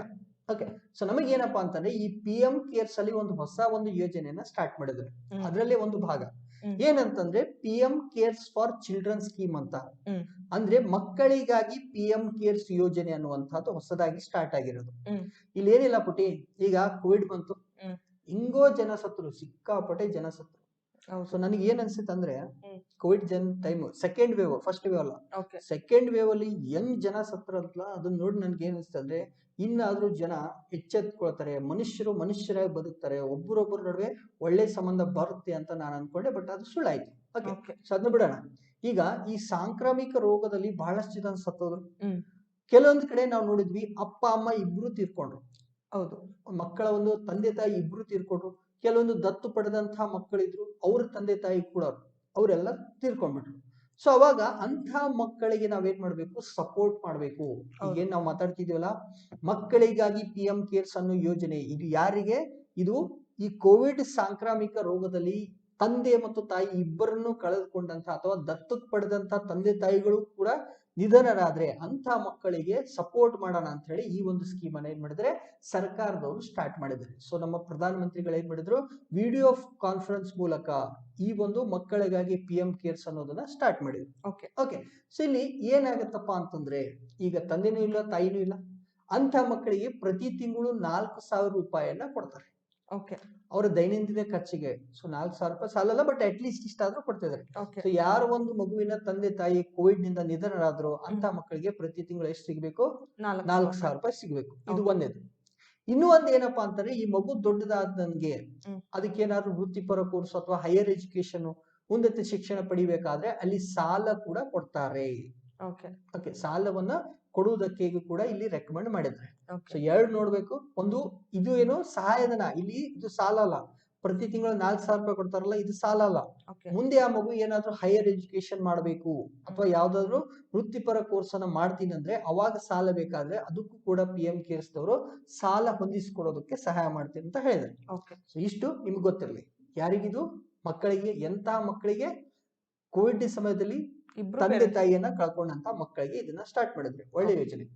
ಓಕೆ, ಸೊ ನೆಕ್ಸ್ಟ್ ಪುಟಿ ನಾವು ಫಸ್ಟ್ ಡಿಸ್ಕಸ್ ಮಾಡಿದ್ವಿ ಮಚ್ಚ, ಸೇಲಾ ಸುರಂಗ ಮಾರ್ಗದ ಬಗ್ಗೆ May 20th ನಾವು ಡಿಸ್ಕಸ್ ಮಾಡಿದ್ವಿ. ಹೌದು, ಇದು ಎಲ್ಲಿ ಬರುತ್ತೆ, ಯಾವ ತರ ಇದು ನಿರ್ಮಾಣ ಆಗ್ತಿದೆ ಅನ್ನೋದ್ರ ಬಗ್ಗೆ ಡಿಸ್ಕಸ್ ಮಾಡಿದ್ವಿ. ಇದಕ್ಕೆ ರಿಲೇಟೆಡ್ ಒಂದು ನ್ಯೂಸ್ ನ ಹೊಸ ನ್ಯೂಸ್ ತಂದಿದ್ದೀನಿ. ಓಕೆ, ಸೊ ಸೇಲಾ ಸುರಂಗ ಮಾರ್ಗಕ್ಕೆ ಸಂಬಂಧಪಟ್ಟಂಗೆ. ಹೌದಾ? ಸೇಲಾ ಮಕಾಕ್ವೆ ಅಂತ ಹೇಳಿ, ಇದು ಒಂದು ಕೋತಿಯ ಹೊಸ ಪ್ರಭೇದ. ಓಕೆ, ಹೊಸ ಕೋತಿ. ಹೌದು, ಇಲ್ಲಿ ಪಿಕ್ಚರ್ ಅಲ್ಲಿ ಕಾಣ್ತಿದ್ಯಲ್ಲ, ಇದೇ ಸೇಲಾ ಮಕಾಕ್ವೆ ಕೋತಿ. ಇದನ್ನು ಸೇಲಾ ಮಕಾಕ್ವೆ, ಇದು ಸೇಲಾ ಮಕಾಕ್ವೆ ಎರಡು. ಹೌದು. ಓಕೆ, ಈ ಒಂದು ಸ್ವಲ್ಪ ನಿಂತರ ಕಾಣ್ತಿದಲ್ಲ. ಈ ಒಂದು ಹೊಸ ಕೋತಿಯ ಪ್ರಭೇದವನ್ನ ಭಾರತೀಯ ಪ್ರಾಣಿಶಾಸ್ತ್ರ ಸಮೀಕ್ಷಾ ಸಂಸ್ಥೆ ಏನು ಜುವಾಲಜಿಕಲ್ ಸರ್ವೆ ಆಫ್ ಇಂಡಿಯಾ ಇದೆಯಾ, ಇದು ಈ ಒಂದು ಹೊಸ ಪ್ರಭೇದವನ್ನ ಪತ್ತೆ ಮಾಡಿತ್ತು. ಎಲ್ಲಿ ಅಂತಂದ್ರೆ ಅರುಣಾಚಲ ಪ್ರದೇಶದಲ್ಲಿ. ಓಕೆ ಪುಟಿ, ಅಂದ್ರೆ ನಾವು ಸೇಲಾ ಸುರಂಗ ಮಾರ್ಗ ಇದ್ದಿದ್ದು ಅರುಣಾಚಲ ಪ್ರದೇಶದಲ್ಲಿ, ಮತ್ತೆ ಸೇಲಾ ಪಾಸ್ ಇದ್ದಿದ್ದು ಅದು ಅರುಣಾಚಲ ಪ್ರದೇಶದಲ್ಲಿ. ಇದನ್ನ ಅರುಣಾಚಲ ಪ್ರದೇಶ ಅಂತ ಓದಿದ್ವಿ. ಹೌದು. ಸೊ ಈಗ ಈ ಕೋತಿ ಪತ್ತೆ ಆಯ್ತು, ಅದಕ್ಕೂ ಏನಂತ ಹೆಸರಿಟ್ಟಿದ್ರೆ ನೆಕ್ಸ್ಟ್ ಹೇಳ್ತೀನಿ ಏನಂತ ಹೆಸರಿಟ್ಟಿದ್ದಾರೆ. ಈ ಒಂದು ಕೋತಿನ ಎಲ್ಲಿ ನೋಡಿದ್ವಿ ನಾವು, ಅರುಣಾಚಲ ಪ್ರದೇಶದಲ್ಲಿ ಐಡೆಂಟಿಫೈ ಮಾಡಿದ್ರು. ಸೊ ಈ ಒಂದು ಹೊಸ ಪ್ರಭೇದಕ್ಕೆ ಏನ್ ಮಾಡಿದ್ರು, ಜುವಾಲಜಿಕಲ್ ಸರ್ವೆ ಆಫ್ ಇಂಡಿಯಾದವರು ಒಂದ್ ನೇಮ್ ಕೊಡ್ಬೇಕಲ್ವಾ, ಅದಕ್ಕೆ ಸೇಲಾ ಮೆಕಾಕ್ವೆ ಅಂತ ಹೇಳಿ ನೇಮ್ ಕೊಟ್ರು. ಹೌದಾ? ನಾನು ಅವಾಗ್ಲೇ ಹೇಳಿದೆ ಅರುಣಾಚಲ ಪ್ರದೇಶದಲ್ಲಿ ಎರಡು ಇದೆ. ಹೌದು, ನೀನು ಸೇಲಾ ಮೆಕಾಕ್ವೆ ಅಂತ ಬರ್ದಿದೆ. ನಾನು ಮೊದ್ಲೇ ಹೇಳ್ಬಿಟ್ಟಿದೆ. ಓಕೆ, ಸೊ ಏನ್ ಪುಟಿ ಈಗ ಆ ಒಂದು ಹೊಸ ಪ್ರಭೇದಕ್ಕೆ ಸೇಲಾ ಮಕಾಕ್ವೆ ಅಂತ ಹೇಳಿ ಹೆಸರು ಕೊಟ್ರು. ಏನಕ್ಕೋಸ್ಕರ ಈ ಸೇಲಾ ಮಕಾಕ್ವೆ ಅಂತ ಹೆಸರು ಕೊಟ್ರು ಅಂತಂದ್ರೆ, ಅರುಣಾಚಲ ಪ್ರದೇಶದಲ್ಲಿ ಸೇಲಾ ಪಾಸ್ ಇದೆ, ಇದರ ಒಂದು ನೆನಪಿಗಾಗಿ ಈ ಒಂದು ಕೋತಿಯ ಹೊಸ ಪ್ರಭೇದಕ್ಕೆ ಸೇಲಾ ಮಕಾಕ್ವೆ ಅಂತ ಹೇಳಿ ಯಾರು ಜುವಾಲಜಿಕಲ್ ಸರ್ವೆ ಆಫ್ ಇಂಡಿಯಾದವರು ನೇಮ್ ಕೊಟ್ರು. ಓಕೆ, ಸೊ ಅಂದ್ರೆ ಈಗ 3 ಸೇಲಾ ಬಗ್ಗೆ ಮಾತಾಡ್ತಿದ್ವಿ. ಹೌದು. ಒಂದು ಸೇಲಾ ಸುರಂಗ ಮಾರ್ಗ ಅಂತ, ಅದು ಪೂರ್ಣಗೊಳ್ಳುತ್ತಿದೆ ಅಂತ ನ್ಯೂಸ್ ನೋಡಿದ್ವಿ. ಹೌದು. ಇನ್ನೊಂದು ಸೇಲಾ ಪಾಸ್ ಅಂತ ಹೇಳಿ, ಸೊ ಸೇಲಾ ಮಾರ್ಗ ಅಥವಾ ಪಾಸ್ ಅನ್ನೋದು ಅದು ಕೂಡ ಅರುಣಾಚಲ ಪ್ರದೇಶದಲ್ಲಿದೆ. ಹೌದು. ಅದೇ ಸೇಲಾಕ್ಕೆ ಸಂಬಂಧಪಟ್ಟಂತೆ ಒಂದು ಕೋತಿ, ಅದಕ್ಕೆ ಏನಂತ ಹೆಸರಿಟ್ರು? ಸೇಲಾ ಮಕಾಕ್ವೆ. ಯಾರಿಟ್ರು? ಜುವಾಲಜಿಕಲ್ ಸರ್ವೆ ಆಫ್ ಇಂಡಿಯಾದವರು. ಓಕೆ, ಸೊ ಅಂದ್ರೆ 3 ಅರುಣಾಚಲ ಪ್ರದೇಶದಲ್ಲಿ ಬರುತ್ತೆ, ಸೇಲಾ ಸೇಲಾ ಸೇಲಾ. ಸೊ ಅದಕ್ಕೆ ಏನ್ ಮಾಡಿದ್ರು, ಇವ್ರು ಇಟ್ರು, ಜುವಾಲಜಿಕಲ್ ಸರ್ವೆದವರು ಇದಕ್ಕೆ ಹೆಸರನ್ನ ಇಟ್ರು ಅಂತ ನಾವು ನೋಡಿದ್ವಿ. ಹೌದು. ಓಕೆ, ಸೊ ಮುಂದೆ ಏನಿಟ್ಬಿಟ್ಟು ನ್ಯೂಸ್? ಮುಂದೇನಿದೆ ಅಂತಂದ್ರೆ, ಈಗ ಸೇಲಾ ಮಕಾಕ್ವೆಗೆ ಹೆಸರಿಟ್ಟರು ಯಾರು, ಜುವಾಲಜಿಕಲ್ ಸರ್ವೆ ಆಫ್ ಇಂಡಿಯಾದವರು. ಹೌದು. ಸೊ ಅದ್ರ ಬಗ್ಗೆ ಇನ್ ಸ್ವಲ್ಪ ಮಾಹಿತಿಯನ್ನ ನೋಡೋಣ. ಇದ್ರ ಬಗ್ಗೆ. ಹೌದು, ನಮ್ಮ ಭಾರತದಲ್ಲಿ ಹಲವಾರು ಪ್ರಾಣಿ ಪ್ರಭೇದಗಳಿದಾವೆ. ಸೊ ಈ ಒಂದು ಪ್ರಭೇದಗಳ ಬಗ್ಗೆ ಅಧ್ಯಯನ ಮಾಡಕ್ಕೆ, ಸಂಶೋಧನೆ ಮಾಡಕ್ಕೆ, ರಿಸರ್ಚ್ ಮಾಡಕ್ಕೆ ಜುಲೈ 1, 1916 ಈ ಒಂದು ಜುವಾಲಜಿಕಲ್ ಸರ್ವೆ ಆಫ್ ಇಂಡಿಯಾನ ಸ್ಥಾಪನೆ ಮಾಡಿದ್ರು. ಅಂದ್ರೆ ನಮ್ಮ ದೇಶದಲ್ಲಿ ಇರುವಂತಹ ಪ್ರಾಣಿ ಪ್ರಭೇದಗಳು ಈಗ ಸೇಲಾ ಮಕಾಕ್ವೆಯನ್ನ ಕಂಡಿರೋದ್ರಲ್ಲ, ಹೌದು, ಅದೇ ತರ ಮಾಡೋದಕ್ಕೆ. ಹೌದು. ಸೊ ಇದು ಕೇಂದ್ರ ಸರ್ಕಾರದ ಪರಿಸರ, ಅರಣ್ಯ ಮತ್ತೆ ಹವಾಮಾನ ಬದಲಾವಣೆ ಸಚಿವಾಲಯದ ಅಡಿಯಲ್ಲಿ ಈ ಕಾರ್ಯನಿರ್ವಹಿಸ್ತಾ ಇದೆ. ಇದ್ರ ಹೆಡ್ ಕ್ವಾರ್ಟರ್ಸ್ ನಾವ್ ಎಲ್ಲಿ ನೋಡ್ತೀವಿ ಅಂತಂದ್ರೆ, ಕೇಂದ್ರ ಕಚೇರಿನ ಪಶ್ಚಿಮ ಬಂಗಾಳದ ಕಲ್ಕತ್ತಾದಲ್ಲಿ. ಓಕೆ, ಸೊ ಅಂದ್ರೆ ಇದು 1916 ಸ್ಥಾಪನೆ ಆಯ್ತು. ಹೌದು. ಇವ್ರ ಕೆಲಸ ಏನಂತಂದ್ರೆ ಪ್ರಾಣಿ ಪ್ರಭೇದಗಳನ್ನ ಸಂಶೋಧನೆ ಮಾಡಿ ಹೊಸ ಹೊಸದು ಯಾವ್ದಿದೆ ಅನ್ನೋದನ್ನ ರಿಸರ್ಚ್ ಮಾಡೋ ಅಂತದ್ದು ಇದ್ರ ಕೆಲಸ. ಓಕೆ, ಸೊ ಇವ್ರ ಕೆಲಸ ಮಾಡೋದು ಯಾರ ಕಡೆಗೆ? ಕೇಂದ್ರ ಸರ್ಕಾರದ ಪರಿಸರ, ಅರಣ್ಯ ಮತ್ತು ಹವಾಮಾನ ಬದಲಾವಣೆ ಸಚಿವಾಲಯ ಇದರ ಒಂದು ಅಡಿಯಲ್ಲಿ. ಓಕೆ, ಅಲ್ಲಿ ಮಾಡ್ತಾರೆ. ಇವ್ರ ಮುಖ್ಯ ಕಚೇರಿ ಕಲ್ಕತ್ತಾದಲ್ಲಿ ಇದೆ ಅಂತ ನೋಡಿದ್ವಿ. ಹೌದು. ಓಕೆ, ಇದು ಕೂಡ ಇಂಪಾರ್ಟೆಂಟ್. ಸೊ ನೆಕ್ಸ್ಟ್ ಪುಟಿ, ಈಗ ಲ್ಯಾವೆಂಡರ್ ಹೂ ಅಂತ ನೋಡಿದ್ಯಾ? ಹೌದು ಮಚ್ಚ, ನೋಡಿದೀನಿ. ಓಕೆ, ಸೊ ಇವೆಲ್ಲ ಏನು ಲ್ಯಾವೆಂಡರ್ ಹೂ. ಹೌದು. ಒಂದು ತನ್ನದೇ ಆದಂತ, ಈಗ ನಾವು ಅಗರಬತ್ತಿ ನೋಡ್ತೀವಿ, ಅಗರಬತ್ತಿ ಮೇಲೆ ಫೋಟೋದಲ್ಲಿ ಇದನ್ನ ನೋಡ್ತೀವಿ. ಈಗ ಯಾವ ರೀತಿ ನಮ್ಮ ಅಗರಬತ್ತಿಯಲ್ಲಿ ನಾವು ಸ್ಯಾಂಡಲ್ ಅಂತ ಅಥವಾ ಚಂದನ ಅಂತ ನೋಡ್ತೀವಲ್ಲ, ಅದೇ ತರ ಬಹಳಷ್ಟು ನೀವು ಲ್ಯಾವೆಂಡರ್ ಅಂತಾನು ಕೂಡ ನೋಡ್ತೀವಿ. ಸೊ ಈಗ ಅಗರಬತ್ತಿ ಆಗ್ಲಿ ಅಥವಾ ಸುಗಂಧ ದ್ರವ್ಯ, ನಾವು ಸೈಂಟ್ ಎಲ್ಲ ಹಾಕೊಳ್ತೀವಲ್ಲ, ಪರ್ಫ್ಯೂಮ್ಸ್, ಇವುಗಳಲ್ಲೆಲ್ಲ ನಾವು ನೋಡೋದು ಯಾವ್ದಂದ್ರೆ ಲ್ಯಾವೆಂಡರ್. ಒಂದು ಕಡೆ ಸ್ಯಾಂಡಲ್ ಇದ್ದೇ ಇರುತ್ತೆ, ಇನ್ನೊಂದು ಕಂಪಲ್ಸರಿ ಲ್ಯಾವೆಂಡರ್ ಅನ್ನ ನಾವು ನೋಡ್ತೀವಿ. ಸೊ ಈ ಲ್ಯಾವೆಂಡರ್ ಉತ್ಸವ ಅಂತ ಒಂದು ಫಸ್ಟ್ ಟೈಮ್ ನಮ್ಮ ದೇಶದಲ್ಲಿ ಮೊದಲ ಬಾರಿ ಈ ಲ್ಯಾವೆಂಡರ್ ಅನ್ನುವಂತ ಉತ್ಸವ ನಡೆಯಿತು. ಎಲ್ಲಿ ನಡೆಯಿತು?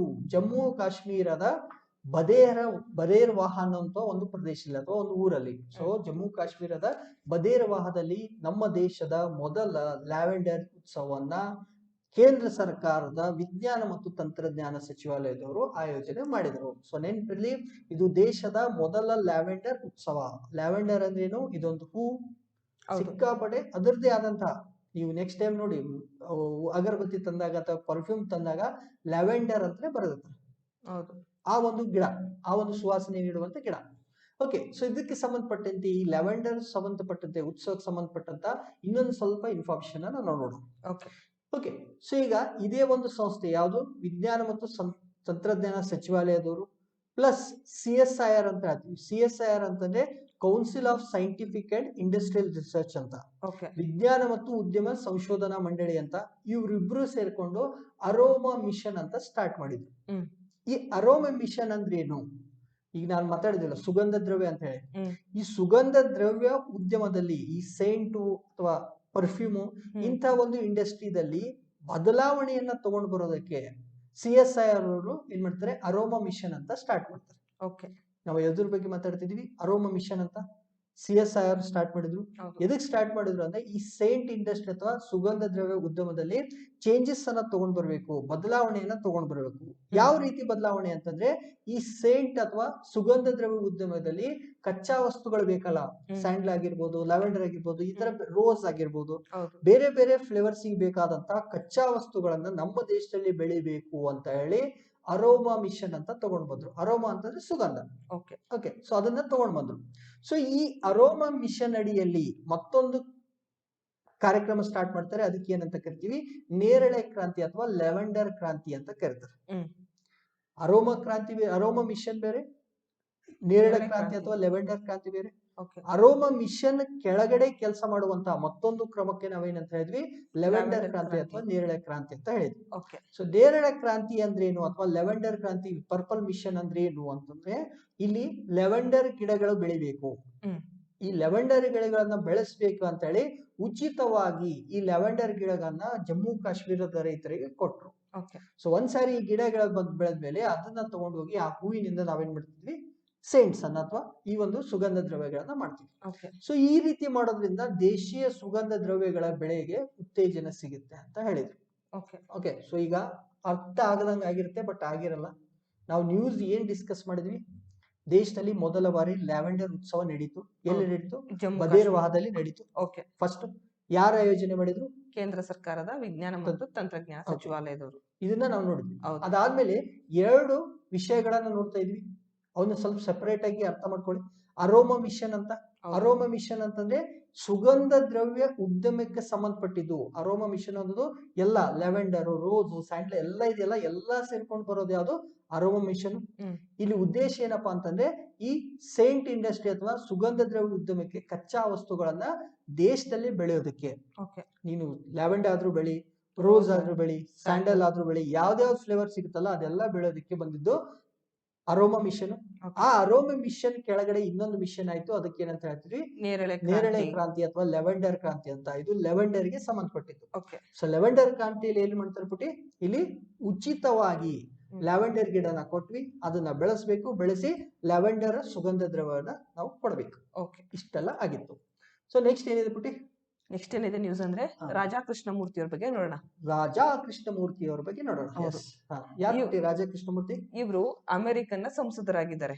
ಚೆನ್ನಾಗಿದ್ದಾರಲ್ಲ, ಸ್ಮೈಲ್ ಮಾಡ್ತಿದ್ದಾರೆ. ಹೌದು, ಇವರು ಮೂಲತಃ ಭಾರತದವರು. ಇದು ನಮ್ದು ಹೆಮ್ಮೆಯ ವಿಚಾರ, ಹೌದಲ್ವಾ? ಇವರಿಗೆ ಭಾರತದ ಮೂಲರಾಗಿ ಅಮೆರಿಕದಲ್ಲಿ ಸಂಸದರಾಗಿದ್ದಾರೆ. ಹೌದು. ಸೊ ಇವರಿಗೆ ಡಿಸ್ಟಿಂಗ್ವಿಶ್ಡ್ ಲೀಡರ್ಶಿಪ್ ಅವಾರ್ಡ್ ಅಂತ ಯಾರು ಅಮೆರಿಕದವರು ಕೊಟ್ರು. ವಿಶೇಷ ನಾಯಕತ್ವ ಒಂದು ಪ್ರೈಸ್ ಅಂತ ಹೇಳಿ ಅಮೆರಿಕದವರು ಇವ್ರಿಗೆ ಒಂದು ಗೌರವವನ್ನ ಸಲ್ಲಿಸಿದ್ರು.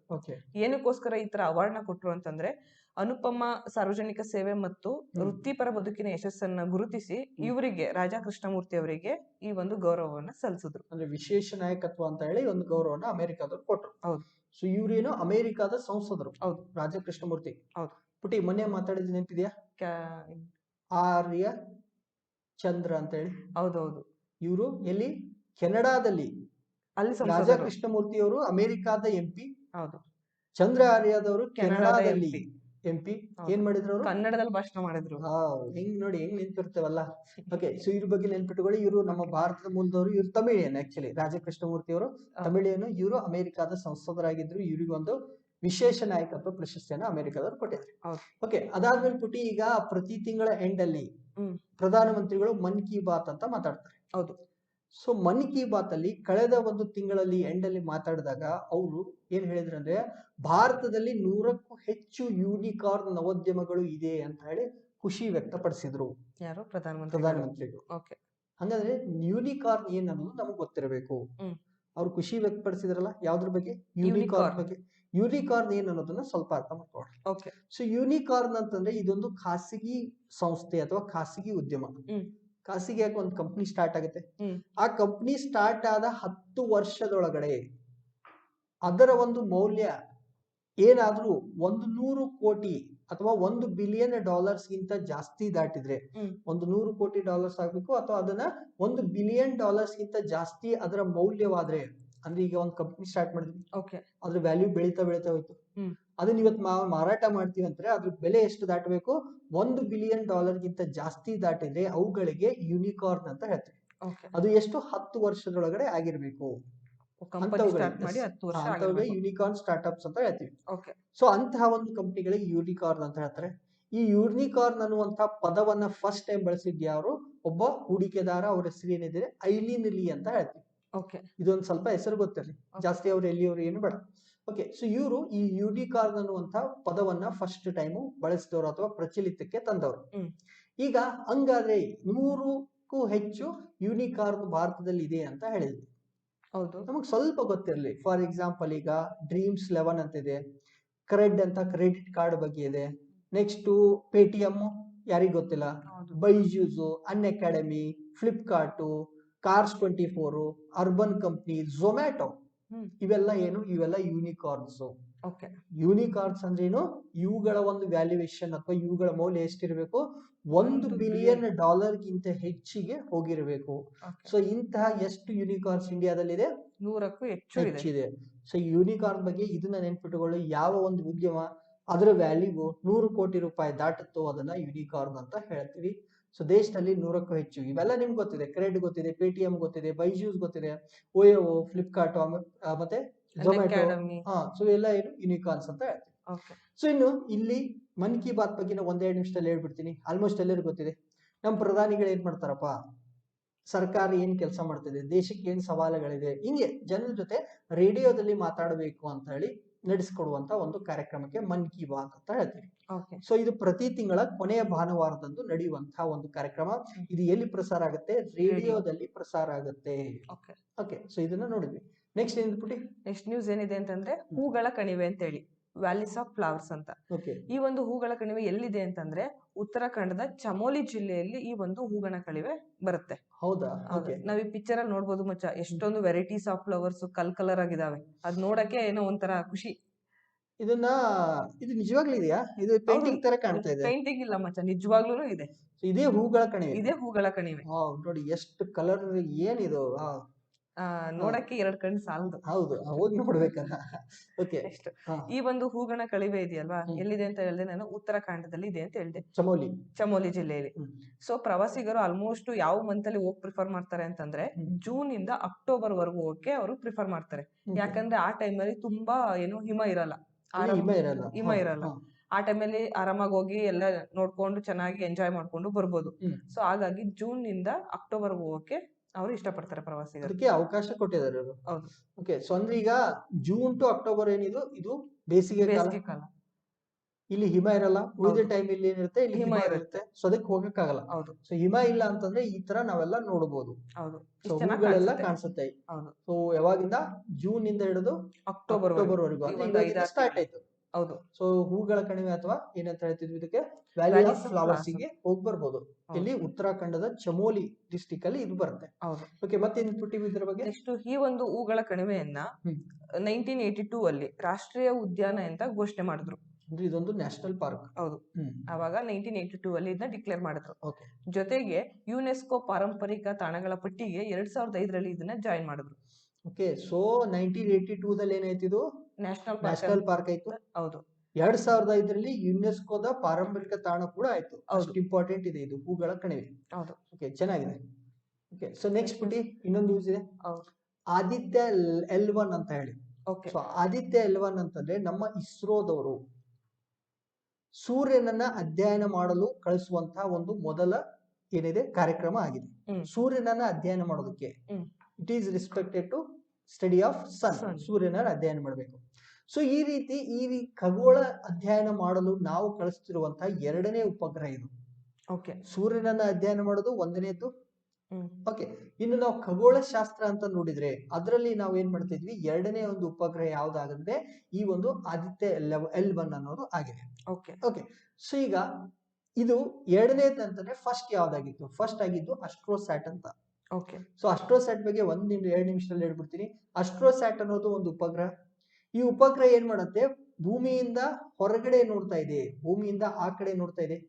ಓಕೆ, ಸೊ ಇಲ್ಲಿ ಬೇರೆ ಉಪಗ್ರಹಗಳು ಭೂಮಿ ಕಡೆಗೆ ನೋಡಿದ್ರೆ ಅಸ್ಟ್ರೋಸ್ಯಾಟ್ ನೋಡೋದಿಲ್ಲಿ ಭೂಮಿಯಿಂದ ಹೊರಗಡೆ ಅಂದ್ರೆ ಭೂಮಿ ಕಡೆ ನೋಡಲ್ಲ. ಇದು ಬ್ರಹ್ಮಾಂಡವನ್ನು ವೀಕ್ಷಣೆ ಮಾಡುವಂತಹ ಒಂದು ಬಾಹ್ಯಾಕಾಶ ವೀಕ್ಷಣಾಲಯ ಯಾವುದು, ಅಸ್ಟ್ರೋಸ್ಯಾಟ್ ಅಂತ ಮೊದಲು ಕಳಿಸಿದ್ದು.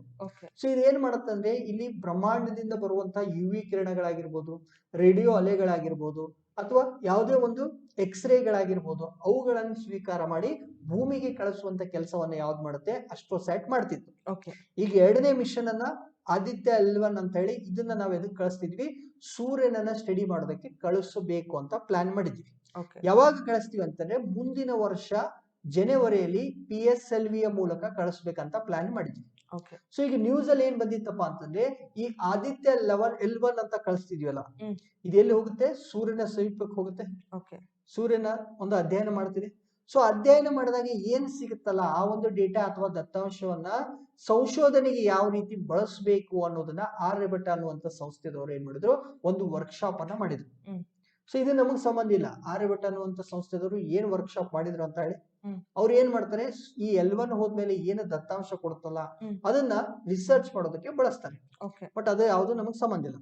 ಅವ್ರು ಏನು ರಿಸಲ್ಟ್ ಅನ್ನ ಕೊಡ್ತಾರಲ್ಲ ಅದು ನಮಗೆ ಇಂಪಾರ್ಟೆಂಟ್ ಆಗುತ್ತೆ. ಓಕೆ, ಸೊ ಅದಕ್ಕೆ ಈಗ ನಾನು ಮೊದಲೇ ಹೇಳಿದಂತೆ ಈ ಆದಿತ್ಯ L1 ಅನ್ನುವಂಥದ್ದೇನು ನಮ್ಮ ದೇಶದ ಎರಡನೇ ಖಗೋಳ ಅಧ್ಯಯನದ್ದು ಮಿಷನ್. ಸೂರ್ಯನನ್ನ ಅಧ್ಯಯನ ಮಾಡೋದಕ್ಕಿರುವಂತಹ ಫಸ್ಟ್ ಮಿಷನ್ ಯಾವುದು, ಆದಿತ್ಯ L1 ಅಂತ. ಸೊ ಖಗೋಳ ಅಧ್ಯಯನಕ್ಕೆ ನಾವು ಮೊದಲು ಕಳಿಸಿದ್ದು ಯಾವ್ದಿತ್ತು, ಅಸ್ಟ್ರೋಸ್ಯಾಟ್. ಸೊ ಈ ಆದಿತ್ಯ L1 ಯಾವಾಗ ನಡೆಯುತ್ತೆ, ಮುಂದಿನ ವರ್ಷ ಜನವರಿಯಲ್ಲಿ PSLV ಮೂಲಕ ಇದನ್ನ ಕಳಿಸ್ತೀವಿ ಅಂತ ಹೇಳಿದ್ವಿ. ಸೊ ಈಗ ಇಲ್ಲಿ ಇನ್ನೊಂದು ಅರ್ಥ ಮಾಡ್ಕೋಬೇಕು, L1 ಅಂದ್ರೆ ಏನು, ಬರೀ ಆದಿತ್ಯ ಅಂತ ಯಾಕೆ ನಾವು ಕರೀಲಿಲ್ಲ, L1 ಅಂತ ಯಾಕೆ ಕರಿತಿದ್ವಿ. ಸೊ L1 ಅಂತಂದ್ರೆ ಲಂಗ್ರೇಂಜ್ ಪಾಯಿಂಟ್ ಅಂತ ಅಥವಾ ಲ್ಯಾಂಗೇರಿಯನ್ ಪಾಯಿಂಟ್ ಅಂತಾನು ಕೂಡ ಕರಿತೀವಿ. L ಪಾಯಿಂಟ್, ಲಂಗ್ರೇಂಜ್ ಪಾಯಿಂಟ್, ಲ್ಯಾಂಗೇರಿಯನ್ ಪಾಯಿಂಟ್, ಇವೆಲ್ಲ ಒಂದೇ ಹೇಳೋದು. ಶಾರ್ಟ್ ಆಗಿ ಇದನ್ನ L ಅಂತ ಕರಿತಾರೆ. ಓಕೆ, ಸೊ ಲಂಗ್ರೇಂಜ್ ಪಾಯಿಂಟ್, ಲ್ಯಾಂಗೇರಿಯನ್ ಪಾಯಿಂಟ್ ಈ ತರ ಬೇರೆ ಬೇರೆ ಹೆಸರಿದಾವೆ. ಬಟ್ L ಅಂತ ತಕ್ಷಣ ಇದು ಒಂದೇ ಅಂತ ನೀವು ಅನ್ಕೋಬೇಕು. ಸೊ ಲಂಗ್ರೇಂಜ್ ಪಾಯಿಂಟ್ ಅಂತ ಇಲ್ಲಿ ಬರ್ದಿದ್ವಿ. ಇದು ಏನಪ್ಪಾ ಅಂತಂದ್ರೆ ಫಾರ್ ಎಕ್ಸಾಂಪಲ್ ಇಲ್ಲಿ ಏನಿದೆ ನೋಡಿ, ಒಂದ್ ನಿಮಿಷ ಇದನ್ನ ಇಂಕ್ ಚೇಂಜ್ ಮಾಡೋಣ, ಇಲ್ಲ ಬರ್ದಿದ್ ಕಾಣಿಸಲ್ಲ, ಇಂಕ್ ಚೇಂಜ್ ಮಾಡಿ. ಓಕೆ, ಸೊ ಈಗ ಮಾಸ್ 1 ಅಂತ ಹೇಳ್ತೀವಿ, ಇದನ್ನ ನಾವು ಸೂರ್ಯ ಅಂತ ಅನ್ಕೋಣ. ಇಲ್ಲಿ ಮಾಸ್ 2 ಅಂತಂದ್ರೆ ಇದನ್ನ ಭೂಮಿ ಅಂತ ಅನ್ಕೋಣ. ಸೊ ಈಗ ಸೂರ್ಯ ಮತ್ತು ಭೂಮಿಗೂ ಗುರುತ್ವಾಕರ್ಷಣೆ ಶಕ್ತಿ ಇದೆ, ಹೌದು, ಗ್ರಾವಿಟಿ. ಓಕೆ, ಸೊ ಸೂರ್ಯನಿಗೂ ಗುರುತ್ವಾಕರ್ಷಣೆ ಶಕ್ತಿ ಇದೆ. ಸೊ ಎರಡು ಏನು, ಸೂರ್ಯನ ಗುರುತ್ವಾಕರ್ಷಣೆ ಶಕ್ತಿ ಒಂದ್ ಕಡೆ, ಭೂಮಿಯ ಗುರುತ್ವಾಕರ್ಷಣೆ ಶಕ್ತಿ ಒಂದ್ ಕಡೆ. ಸೊ ಎರಡು ಗುರುತ್ವಾಕರ್ಷಣೆ ಶಕ್ತಿ ಒಂದ್ ಕಡೆ ಬಂದಾಗ ಏನಾಗಬೇಕು, ಸಮನ ಆಗ್ಬೇಕು, ಈಕ್ವಲ್ ಆಗ್ಬೇಕು, ನ್ಯೂಟ್ರಲ್ ಆಗ್ಬೇಕು. ಸೊ ಅಂದ್ರೆ ಈ L1 ಅಲ್ಲಿ ನೀನು ಹೋಗಿ ನಿಂತ್ಕೊಂಡ್ರೆ ಏನಾಗುತ್ತೆ, ಅಲ್ಲಿ ಗುರುತ್ವಾಕರ್ಷಣ ಬಲ ನ್ಯೂಟ್ರಲ್ ಇರುತ್ತೆ ಅಂದ್ರೆ ನೀನ್ ಅಲ್ಲೇ ನಿಂತ್ಕೊಳ್ತೀಯ. ಈಗ ನಿನ್ನ ಒಂದ್ ನಿಮಿಷ, ಈಗ ಪುಟ್ಟಿ ನಿಂತಿದ್ರೆ ಹೇಳಿಲಿ, ಈ ಕಡೆ ಒಬ್ರು ಎಳಿತಿದ್ದಾರೆ, ಈ ಕಡೆ ಒಬ್ರು ಎಳಿತಿದ್ದಾರೆ, ನೀನ್ ಯಾರ ಕಡೆ ಹೋಗ್ತೀಯ, ಯಾರು ಜಾಸ್ತಿ ಬಲ, ಹೌದಾ, ನಿನ್ನ ಇಲ್ಲಿ ನೆಲೆಸಿ ಈ ಒಂದ್ ಕೈನ ಒಬ್ರು ಜಿಗಿದ್ರೆ ಇನ್ನೊಂದ್ ಕೈನ ಇನ್ನೊಬ್ರು ಜಿಗಿದ್ರು, ನೀನ್ ಯಾರ ಕಡೆ ಹೋಗ್ತೀಯ, ಜಾಸ್ತಿ ಯಾರು ಫೋರ್ಸ್ಫುಲ್ ಎಳಿತಾರೆ, ಎಸ್ ಅವ್ರ ಕಡೆ ಹೋಗ್ತೀವಿ. ಬಟ್ ಇಲ್ಲಿ ಇಬ್ರು ಸೆಳೆಯೋರು ಇಬ್ರು ಸಮಬಲ ಯೂಸ್ ಮಾಡಿದ್ರೆ ಏನಾಗುತ್ತೆ, ಅಲ್ಲೇ ಇರ್ತೀವಿ. ಎಸ್, ಇದೇ ತರ ನಾವ್ ಏನ್ ಹೇಳ್ತಿದ್ವಲ್ಲ, ಈ L ಪಾಯಿಂಟ್ ಅಂತಂದ್ರೆ ಇಲ್ಲಿ ಭೂಮಿಯ ಗುರುತ್ವಾಕರ್ಷಣೆ ಪ್ಲಸ್ ಈ ಸೂರ್ಯನ ಗುರುತ್ವಾಕರ್ಷಣೆ ಎರಡು ಸಮನಾಯ್ತು ಅಂದ್ರೆ ಅಲ್ಲಿ ನಿಲ್ಲಲೇಬೇಕು. ಆ ಉಪಗ್ರಹ ಎಲ್ಲಿ ಹೋಗಲ್ಲ, ಅಲ್ಲೇ ನಿಲ್ಬೇಕು. ಸೊ ಅದಕ್ಕೆ ಇಂಥ ಪಾಯಿಂಟ್ಸ್ ಗಳೇ ನಾವೇನಂತ ಹೇಳ್ತಿದ್ವಿ, L ಪಾಯಿಂಟ್ ಅಂತ ಹೇಳ್ತಿದ್ವಿ. ಸೊ ಆತರ ನಾವು ಕಳಿಸ್ತಾ ಇರೋದು L1 ಅಲ್ಲಿ. ಇಲ್ಲಿ ನೋಡ್ಬೋದು, ಈ ಕಡೆ ಏನಿದೆ ಇದು L2, ಇದು L3 ಅಂತ, ಇದು L4 ಅಂತ, ಇದು L5 ಅಂತ. ಸೊ ಈ ತರ 5 ಪಾಯಿಂಟ್ ಅಲ್ಲಿ ನಾವು ಕಳಿಸ್ತಾ ಇರೋದ್ರಲ್ಲಿ L1 ಗೆ ಕಳಿಸ್ತಾ ಇದ್ವಿ. ಯಾವ್ದನ್ನ? ಆದಿತ್ಯ ಅನ್ನೋದನ್ನ, ಈ ಒಂದು ಉಪಗ್ರಹವನ್ನ ನಾವು ಅಲ್ಲಿಗೆ ಕಳಿಸ್ತೀವಿ. ಓಕೆ, ಸೊ ಕ್ಲಿಯರ್ ಆಯ್ತಾ? ಆದಿತ್ಯ L1 ಅಂತ ಯಾಕೆ ಕರಿತೀವಿ ಅಂತಂದ್ರೆ ಇಲ್ಲಿ ಗುರುತ್ವಾಕರ್ಷಣೆ ಶಕ್ತಿ ಈಕ್ವಲ್ ಆಗುವಂತದ್ದು. ಸೊ ನೆಕ್ಸ್ಟ್ ಏನ್ ಪುಟಿ? ನೆಕ್ಸ್ಟ್ ಏನಿದೆ ಅಂದ್ರೆ ಮೊನಾಲಿಸಾ ಪೇಂಟಿಂಗ್ ಬಗ್ಗೆ ಇದೆ. ಎಸ್, ಮೊನಾಲಿಸಾ ಪೇಂಟಿಂಗ್ ಇದೆ. ಯಾರು ಗೊತ್ತಿಲ್ಲ ಮೊನಾಲಿಸಾ ಪೇಂಟಿಂಗ್? ಹೌದು, ಎಂತ ಸಣ್ಣ ಮಕ್ಳು ಕೇಳಿದ್ರು ನಂಗೂ ಇಷ್ಟ ಪೇಂಟಿಂಗ್ ಅಂತ ಹೌದು, ಹೌದಲ್ವಾ? ಸೊ ಇದು ಜಗತ್ತಿನ ಅತಿ ಶ್ರೇಷ್ಠ ಚಿತ್ರಪಟ, ಅಂದ್ರೆ ಬೆಸ್ಟ್ ಅಲ್ಲಿ ಬೆಸ್ಟ್ ಅಂತ ಹೇಳ್ಬೋದು ಈ ಒಂದು ಪೇಂಟಿಂಗ್ ನ. ಅಂದ್ರೆ ಜಗತ್ತಲ್ಲಿ ಈ ತರ ಪೇಂಟಿಂಗು ಯಾವುದು ಇಲ್ಲ, ನೆಕ್ಸ್ಟ್ ಯಾರು ಮಾಡ್ಲಿಕ್ಕೂ ಇಲ್ಲ ಅಂತ ಹೇಳ್ಬೋದು. ಈ ಒಂದು ಪೇಂಟಿಂಗ್ ನ ಎಲ್ಲಿಟ್ಟಿದ್ದಾರೆ ಅಂತಂದ್ರೆ ಪ್ಯಾರಿಸ್ ನ ಲವ್ರೆ ಅಂತ ಒಂದು ಮ್ಯೂಸಿಯಂ ಏನಿದೆಯೋ ಅಲ್ಲಿ ಒಂದು ಈ ಪೇಂಟಿಂಗ್ ನ ಇಟ್ಟಿದ್ರು. ಸೊ ಈಗ ರೀಸೆಂಟ್ ಆಗಿ ಏನ್ ಮಾಡಿದ್ರು, ಕೆಲವು ಕಿಡಿಗೇಡಿಗಳು ಆ ಒಂದು ಪೇಂಟಿಂಗ್ ಮೇಲೆ ಕೇಕ್ ಎಸೆದ್ರ ಮೂಲಕ ಹಾಳು ಮಾಡಿದ್ರು. ಓಕೆ, ಸೊ ಇಂತ ಒಂದು ಜಗತ್ ಪ್ರಸಿದ್ಧ ಆದಂತ ಪೇಂಟಿಂಗ್ ಮೇಲೆ ಕೇಕ್ ಎಸೆದ್ರು. ಹೌದು, ಕಿಡಿಗೇಡಿಗಳು ಕೆಲಸ ಮಾಡಕ್ ಕೆಲಸ ಇಲ್ಲ. ಹೌದು, ಕಿಡಿಗೇಡಿಗಳು ಇರೋದೇ ಹಾಳು ಮಾಡಕ್ಕೆ. ಸೊ ಹಾಗಾಗಿ ಕೇಕ್ ಎಸೆದ್ರು. ಈ ಒಂದು ಪೇಂಟಿಂಗ್ ನ ಯಾರು ಮಾಡಿದ್ರು ಅಂತಂದ್ರೆ ಸುಪ್ರಸಿದ್ಧ ಕಲಾವಿದರಾದಂತಹ ಲಿಯೋನಾರ್ಡೋ ಡಾ ವಿಂಚಿ ಅವರು ಈ ಒಂದು ಪೇಂಟಿಂಗ್ ನ ಮಾಡಿದ್ರು. ಎಸ್, ಸೊ ಲಿಯೋನಾರ್ಡೋ ಡಾ ವಿಂಚಿ ಬಗ್ಗೆ ಯಾರಿಗ್ ಗೊತ್ತಿಲ್ಲ, ಮೊನಾಲಿಸಾ ಬಗ್ಗೆ ಯಾರಿಗ್ ಗೊತ್ತಿಲ್ಲ.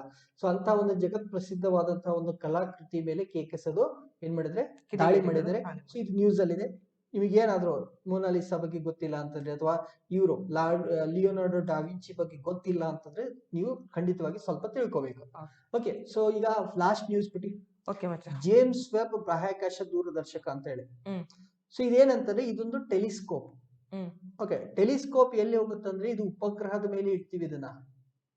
ನಾವಿಲ್ಲಿ ಭೂಮಿ ಮೇಲೆ ನಿಂತ್ಕೊಂಡು ನೋಡ್ತೀವಲ್ಲ, ಹೌದು, ಭೂಮಿ ಮೇಲೆ ನಿಂತ್ಕೊಂಡು ಟೆಲಿಸ್ಕೋಪ್ ಅನ್ನ ಮೂಲಕ ದೂರದಲ್ಲಿ ನೋಡ್ತಾ ಇದೀವಿ. ಹೌದು.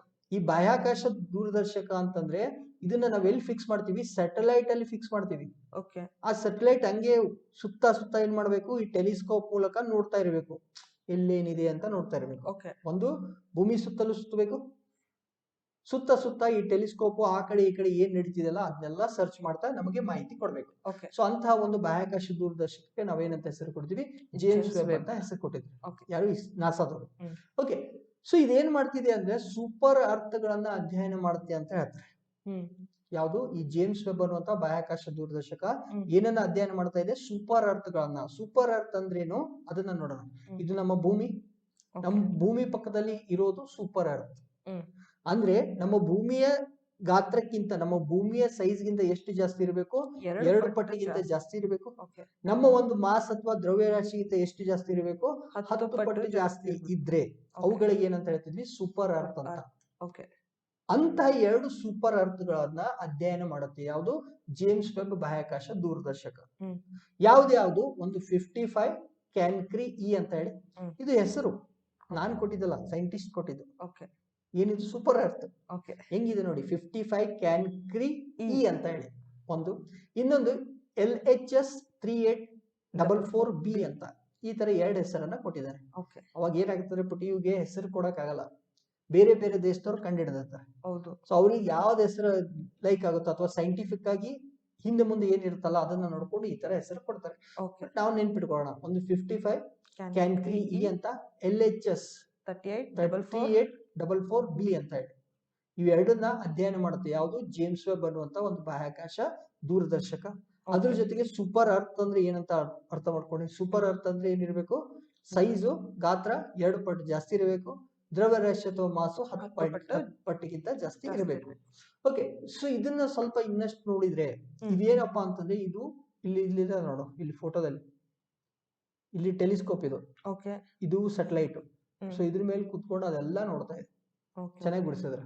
ಸೊ ಇದು ಜಗತ್ತಲ್ಲಿರುವಂತ ಅತ್ಯಂತ ಶಕ್ತಿಶಾಲಿ ಇನ್ಫ್ರಾರೆಡ್ ಅಥವಾ ಅವಗೆಂಪು ಕಿರಣಗಳನ್ನ ಅಧ್ಯಯನ ಮಾಡುವಂತ ದೂರದರ್ಶಕ. ಸೊ ಇದು ಏನನ್ನ ಸ್ಟಡಿ ಮಾಡುತ್ತೆ? ಇನ್ಫ್ರಾರೆಡ್ ಅಥವಾ ಅವಗೆಂಪು ಕಿರಣಗಳನ್ನ ಸ್ಟಡಿ ಮಾಡುವಂತಹ ಏನು ಶಕ್ತಿಶಾಲಿ, ಜಗತ್ತಲ್ಲಿರುವಂತಹ ಶಕ್ತಿಶಾಲಿ ಬಾಹ್ಯಾಕಾಶ ದೂರದರ್ಶಕ. ಇದಕ್ಕಿಂತ ಮುಂಚೆ ಇದ್ದಂತಹ ಈ ಹಬಲ್ ಟೆಲಿಸ್ಕೋಪ್ ಅಥವಾ ಹಬಲ್ ದೂರದರ್ಶಕ ಅಂತ ಇದಕ್ಕಿಂತ ಮುಂಚೆ ಇದೇ ತರ ಕಳಿಸಿದ್ವಿ ಒಂದು ಸ್ಯಾಟಲೈಟ್ ಅಲ್ಲಿ. ಅದರ ನಂತರ ಕೆಲಸ ಮಾಡುವಂತಹ ಒಂದು ಬಾಹ್ಯಾಕಾಶ ದೂರದರ್ಶಕ ಯಾವುದು? James web. ಅಂದ್ರೆ ಅದಕ್ಕಿಂತ ಮುಂಚೆ ಯಾವ್ದಿತ್ತು? ಹಬಲ್ ದೂರದರ್ಶಕ ಇತ್ತು. ಅದನ್ನು ಕೂಡ ಇದೇ ತರ ಬಾಹ್ಯಾಕಾಶದಲ್ಲಿ ಹಾಕಿದ್ವಿ. ಅದರ ನಂತರ ಕೆಲಸ ಮಾಡ್ತಿದೆ ಯಾವುದು? James web. ಸೊ ಇದನ್ನ ಯಾರು ಕಳಿಸಿದ್ದಾರೆ? ನಾಸಾದವರು ಕಳಿಸಿದ್ದಾರೆ. ಸೊ ಇದನ್ನ ಯಾರ್ಯಾರು ಡೆವಲಪ್ ಮಾಡಿದ್ದಾರೆ ಅಂತಂದ್ರೆ, ನಾಸಾದವರು, ಯುರೋಪಿಯನ್ ಸ್ಪೇಸ್ ಏಜೆನ್ಸಿ ಅಥವಾ ಯುರೋಪಿಯನ್ ಬಾಹ್ಯಾಕಾಶ ಸಂಸ್ಥೆಯವರು ಮತ್ತು ಕೆನಡಾ ಬಾಹ್ಯಾಕಾಶ ಸಂಸ್ಥೆಯವರು 3 ಜನ ಸೇರ್ಕೊಂಡು ಇದನ್ನ ಅಭಿವೃದ್ಧಿ ಪಡಿಸಿದ್ರು. ಲಾಂಚ್ ಎಲ್ಲ ಮಾಡಿದ್ದು ಯಾರು? ನಾಸಾದವರು. ಸೊ ನಾಸಾದವರು ಹಿಂದೆ ಯಾವ್ದನ್ನ ಕಳಿಸಿದ್ರು? ಹಬಲ್ ಟೆಲಿಸ್ಕೋಪ್ ಅಥವಾ ಹಬಲ್ ದೂರದರ್ಶಕವನ್ನ ಕಳಿಸಿದ್ರು. ಓಕೆ, ಸೊ ಈಗ ಕರೆಂಟ್ ಅಫೇರ್ಸ್ ಮುಗಿತು. ಮೋಸ್ಟ್ಲಿ ದೊಡ್ಡದಾಯ್ತು ಅನ್ಸುತ್ತೆ. ಇದು ಎಷ್ಟಾಗಿದೆ ಗೊತ್ತಿಲ್ಲ, ನೋಡೋಣ ಎಷ್ಟಾಗಿದೆ ಅಂತ. ಸೊ ನಿಮ್ಗೆಲ್ಲ ಹೆಂಗ್ ಅನ್ಸ್ತು ಏನು ಅನ್ನೋದನ್ನ ಏನ್ ಮಾಡ್ಬೇಕು, ದಯವಿಟ್ಟು ವಾಟ್ಸ್ಆಪ್ ಅಲ್ಲಿ ಈ ನಂಬರ್ಗೆ ನಮಗೆ ಮೆಸೇಜ್ ಮಾಡಿ. ಮತ್ತೆ ಏನೇನ್ ಮಾಡ್ಬೇಕು ಪುಟಿ? ಸಬ್ಸ್ಕ್ರೈಬ್ ಮಾಡ್ಬೇಕು, ಬೆಲ್ ಬಟನ್ ಪ್ರೆಸ್ ಮಾಡ್ಬೇಕು. ಯಾಕಂತಂದ್ರೆ ನಾವ್ ಯಾವ್ದೇ ತರ ವಿಡಿಯೋಸ್ ಅಪ್ಲೋಡ್ ಮಾಡಿದ್ರೆ ನಿಮಗೆ ನೋಟಿಫಿಕೇಶನ್ ಬರುತ್ತೆ. ನೆಕ್ಸ್ಟ್ ಲೈಕ್ ಮಾಡ್ಬೇಕು ಮತ್ತೆ ಶೇರ್ ಮಾಡ್ಬೇಕು. ಯಾರ್ಯಾರು ಸೀರಿಯಸ್ ಆಗಿ ಓದ್ತಿರ್ತಾರೆ ಆಸ್ಪಿರೆಂಟ್ಸ್ ಅವ್ರಿಗೆ ಹೆಲ್ಪ್ ಆಗುತ್ತೆ. ಸೊ ನಿಮ್ಮ ಫ್ರೆಂಡ್ಸ್ ಗಳಿಗೆ ನೀವು ಶೇರ್ ಮಾಡ್ಬೇಕು. ನೆಕ್ಸ್ಟ್ ಟೆಲಿಗ್ರಾಮ್ ಗ್ರೂಪ್ ಇದೆ, ಇನ್ಸ್ಟಾಗ್ರಾಮ್ ಗ್ರೂಪ್ ಇದೆ, ಫೇಸ್ಬುಕ್ ಇದೆ, ಟ್ವಿಟರ್ ಇದೆ. ಇಲ್ಲಿ ನಮ್ಮ ಒಂದು ಏನು ಲಿಂಕ್ ಇದೆಯೋ, ನಮ್ಮ ಮಚ್ಚ ಕರೆಂಟ್ ಅಫೇರ್ಸ್ ಲಿಂಕ್ ಇದೆಯೋ ಇಲ್ಲಿ ಶೇರ್ ಮಾಡಿರ್ತೀವಿ. ಅದೇ ಡಿಸ್ಕ್ರಿಪ್ಷನ್ ಅಲ್ಲಿ ಇದೆಲ್ಲ ಟೆಲಿಗ್ರಾಮ್, ಇನ್ಸ್ಟಾಗ್ರಾಮ್, ಫೇಸ್ಬುಕ್, ಟ್ವಿಟರ್ ಇದೆಲ್ಲ ಲಿಂಕ್ಸ್ ಅನ್ನ ನಾನು ಪ್ರತಿ ದಿವಸ ಹಾಕ್ತಾ ಇದೀನಿ. ಸೊ ಅದ್ರ ಮೂಲಕ ಈ ಗ್ರೂಪ್ಸ್ ಅನ್ನ ನೀವು ಜಾಯ್ನ್ ಆಗ್ಬೋದು. ಓಕೆ ಪುಟ್ಟಿ, ಇವತ್ತಿಂದು June 1 ಕರೆಂಟ್ ಅಫೇರ್ಸ್ ಮುಗಿತು. ಹೌದು. ಸೊ ಎಲ್ಲರಿಗೂ ಏನ್ ಮಾಡೋಣ, ಶುಭರಾತ್ರಿ ಹೇಳ್ತಾ ಇವತ್ತಿನ ಕರೆಂಟ್ ಅಫೇರ್ಸ್ ಡಿಸ್ಕಷನ್ ಮುಗಿಸೋಣ. ಸೊ ಎಲ್ಲರಿಗೂ ಶುಭರಾತ್ರಿ.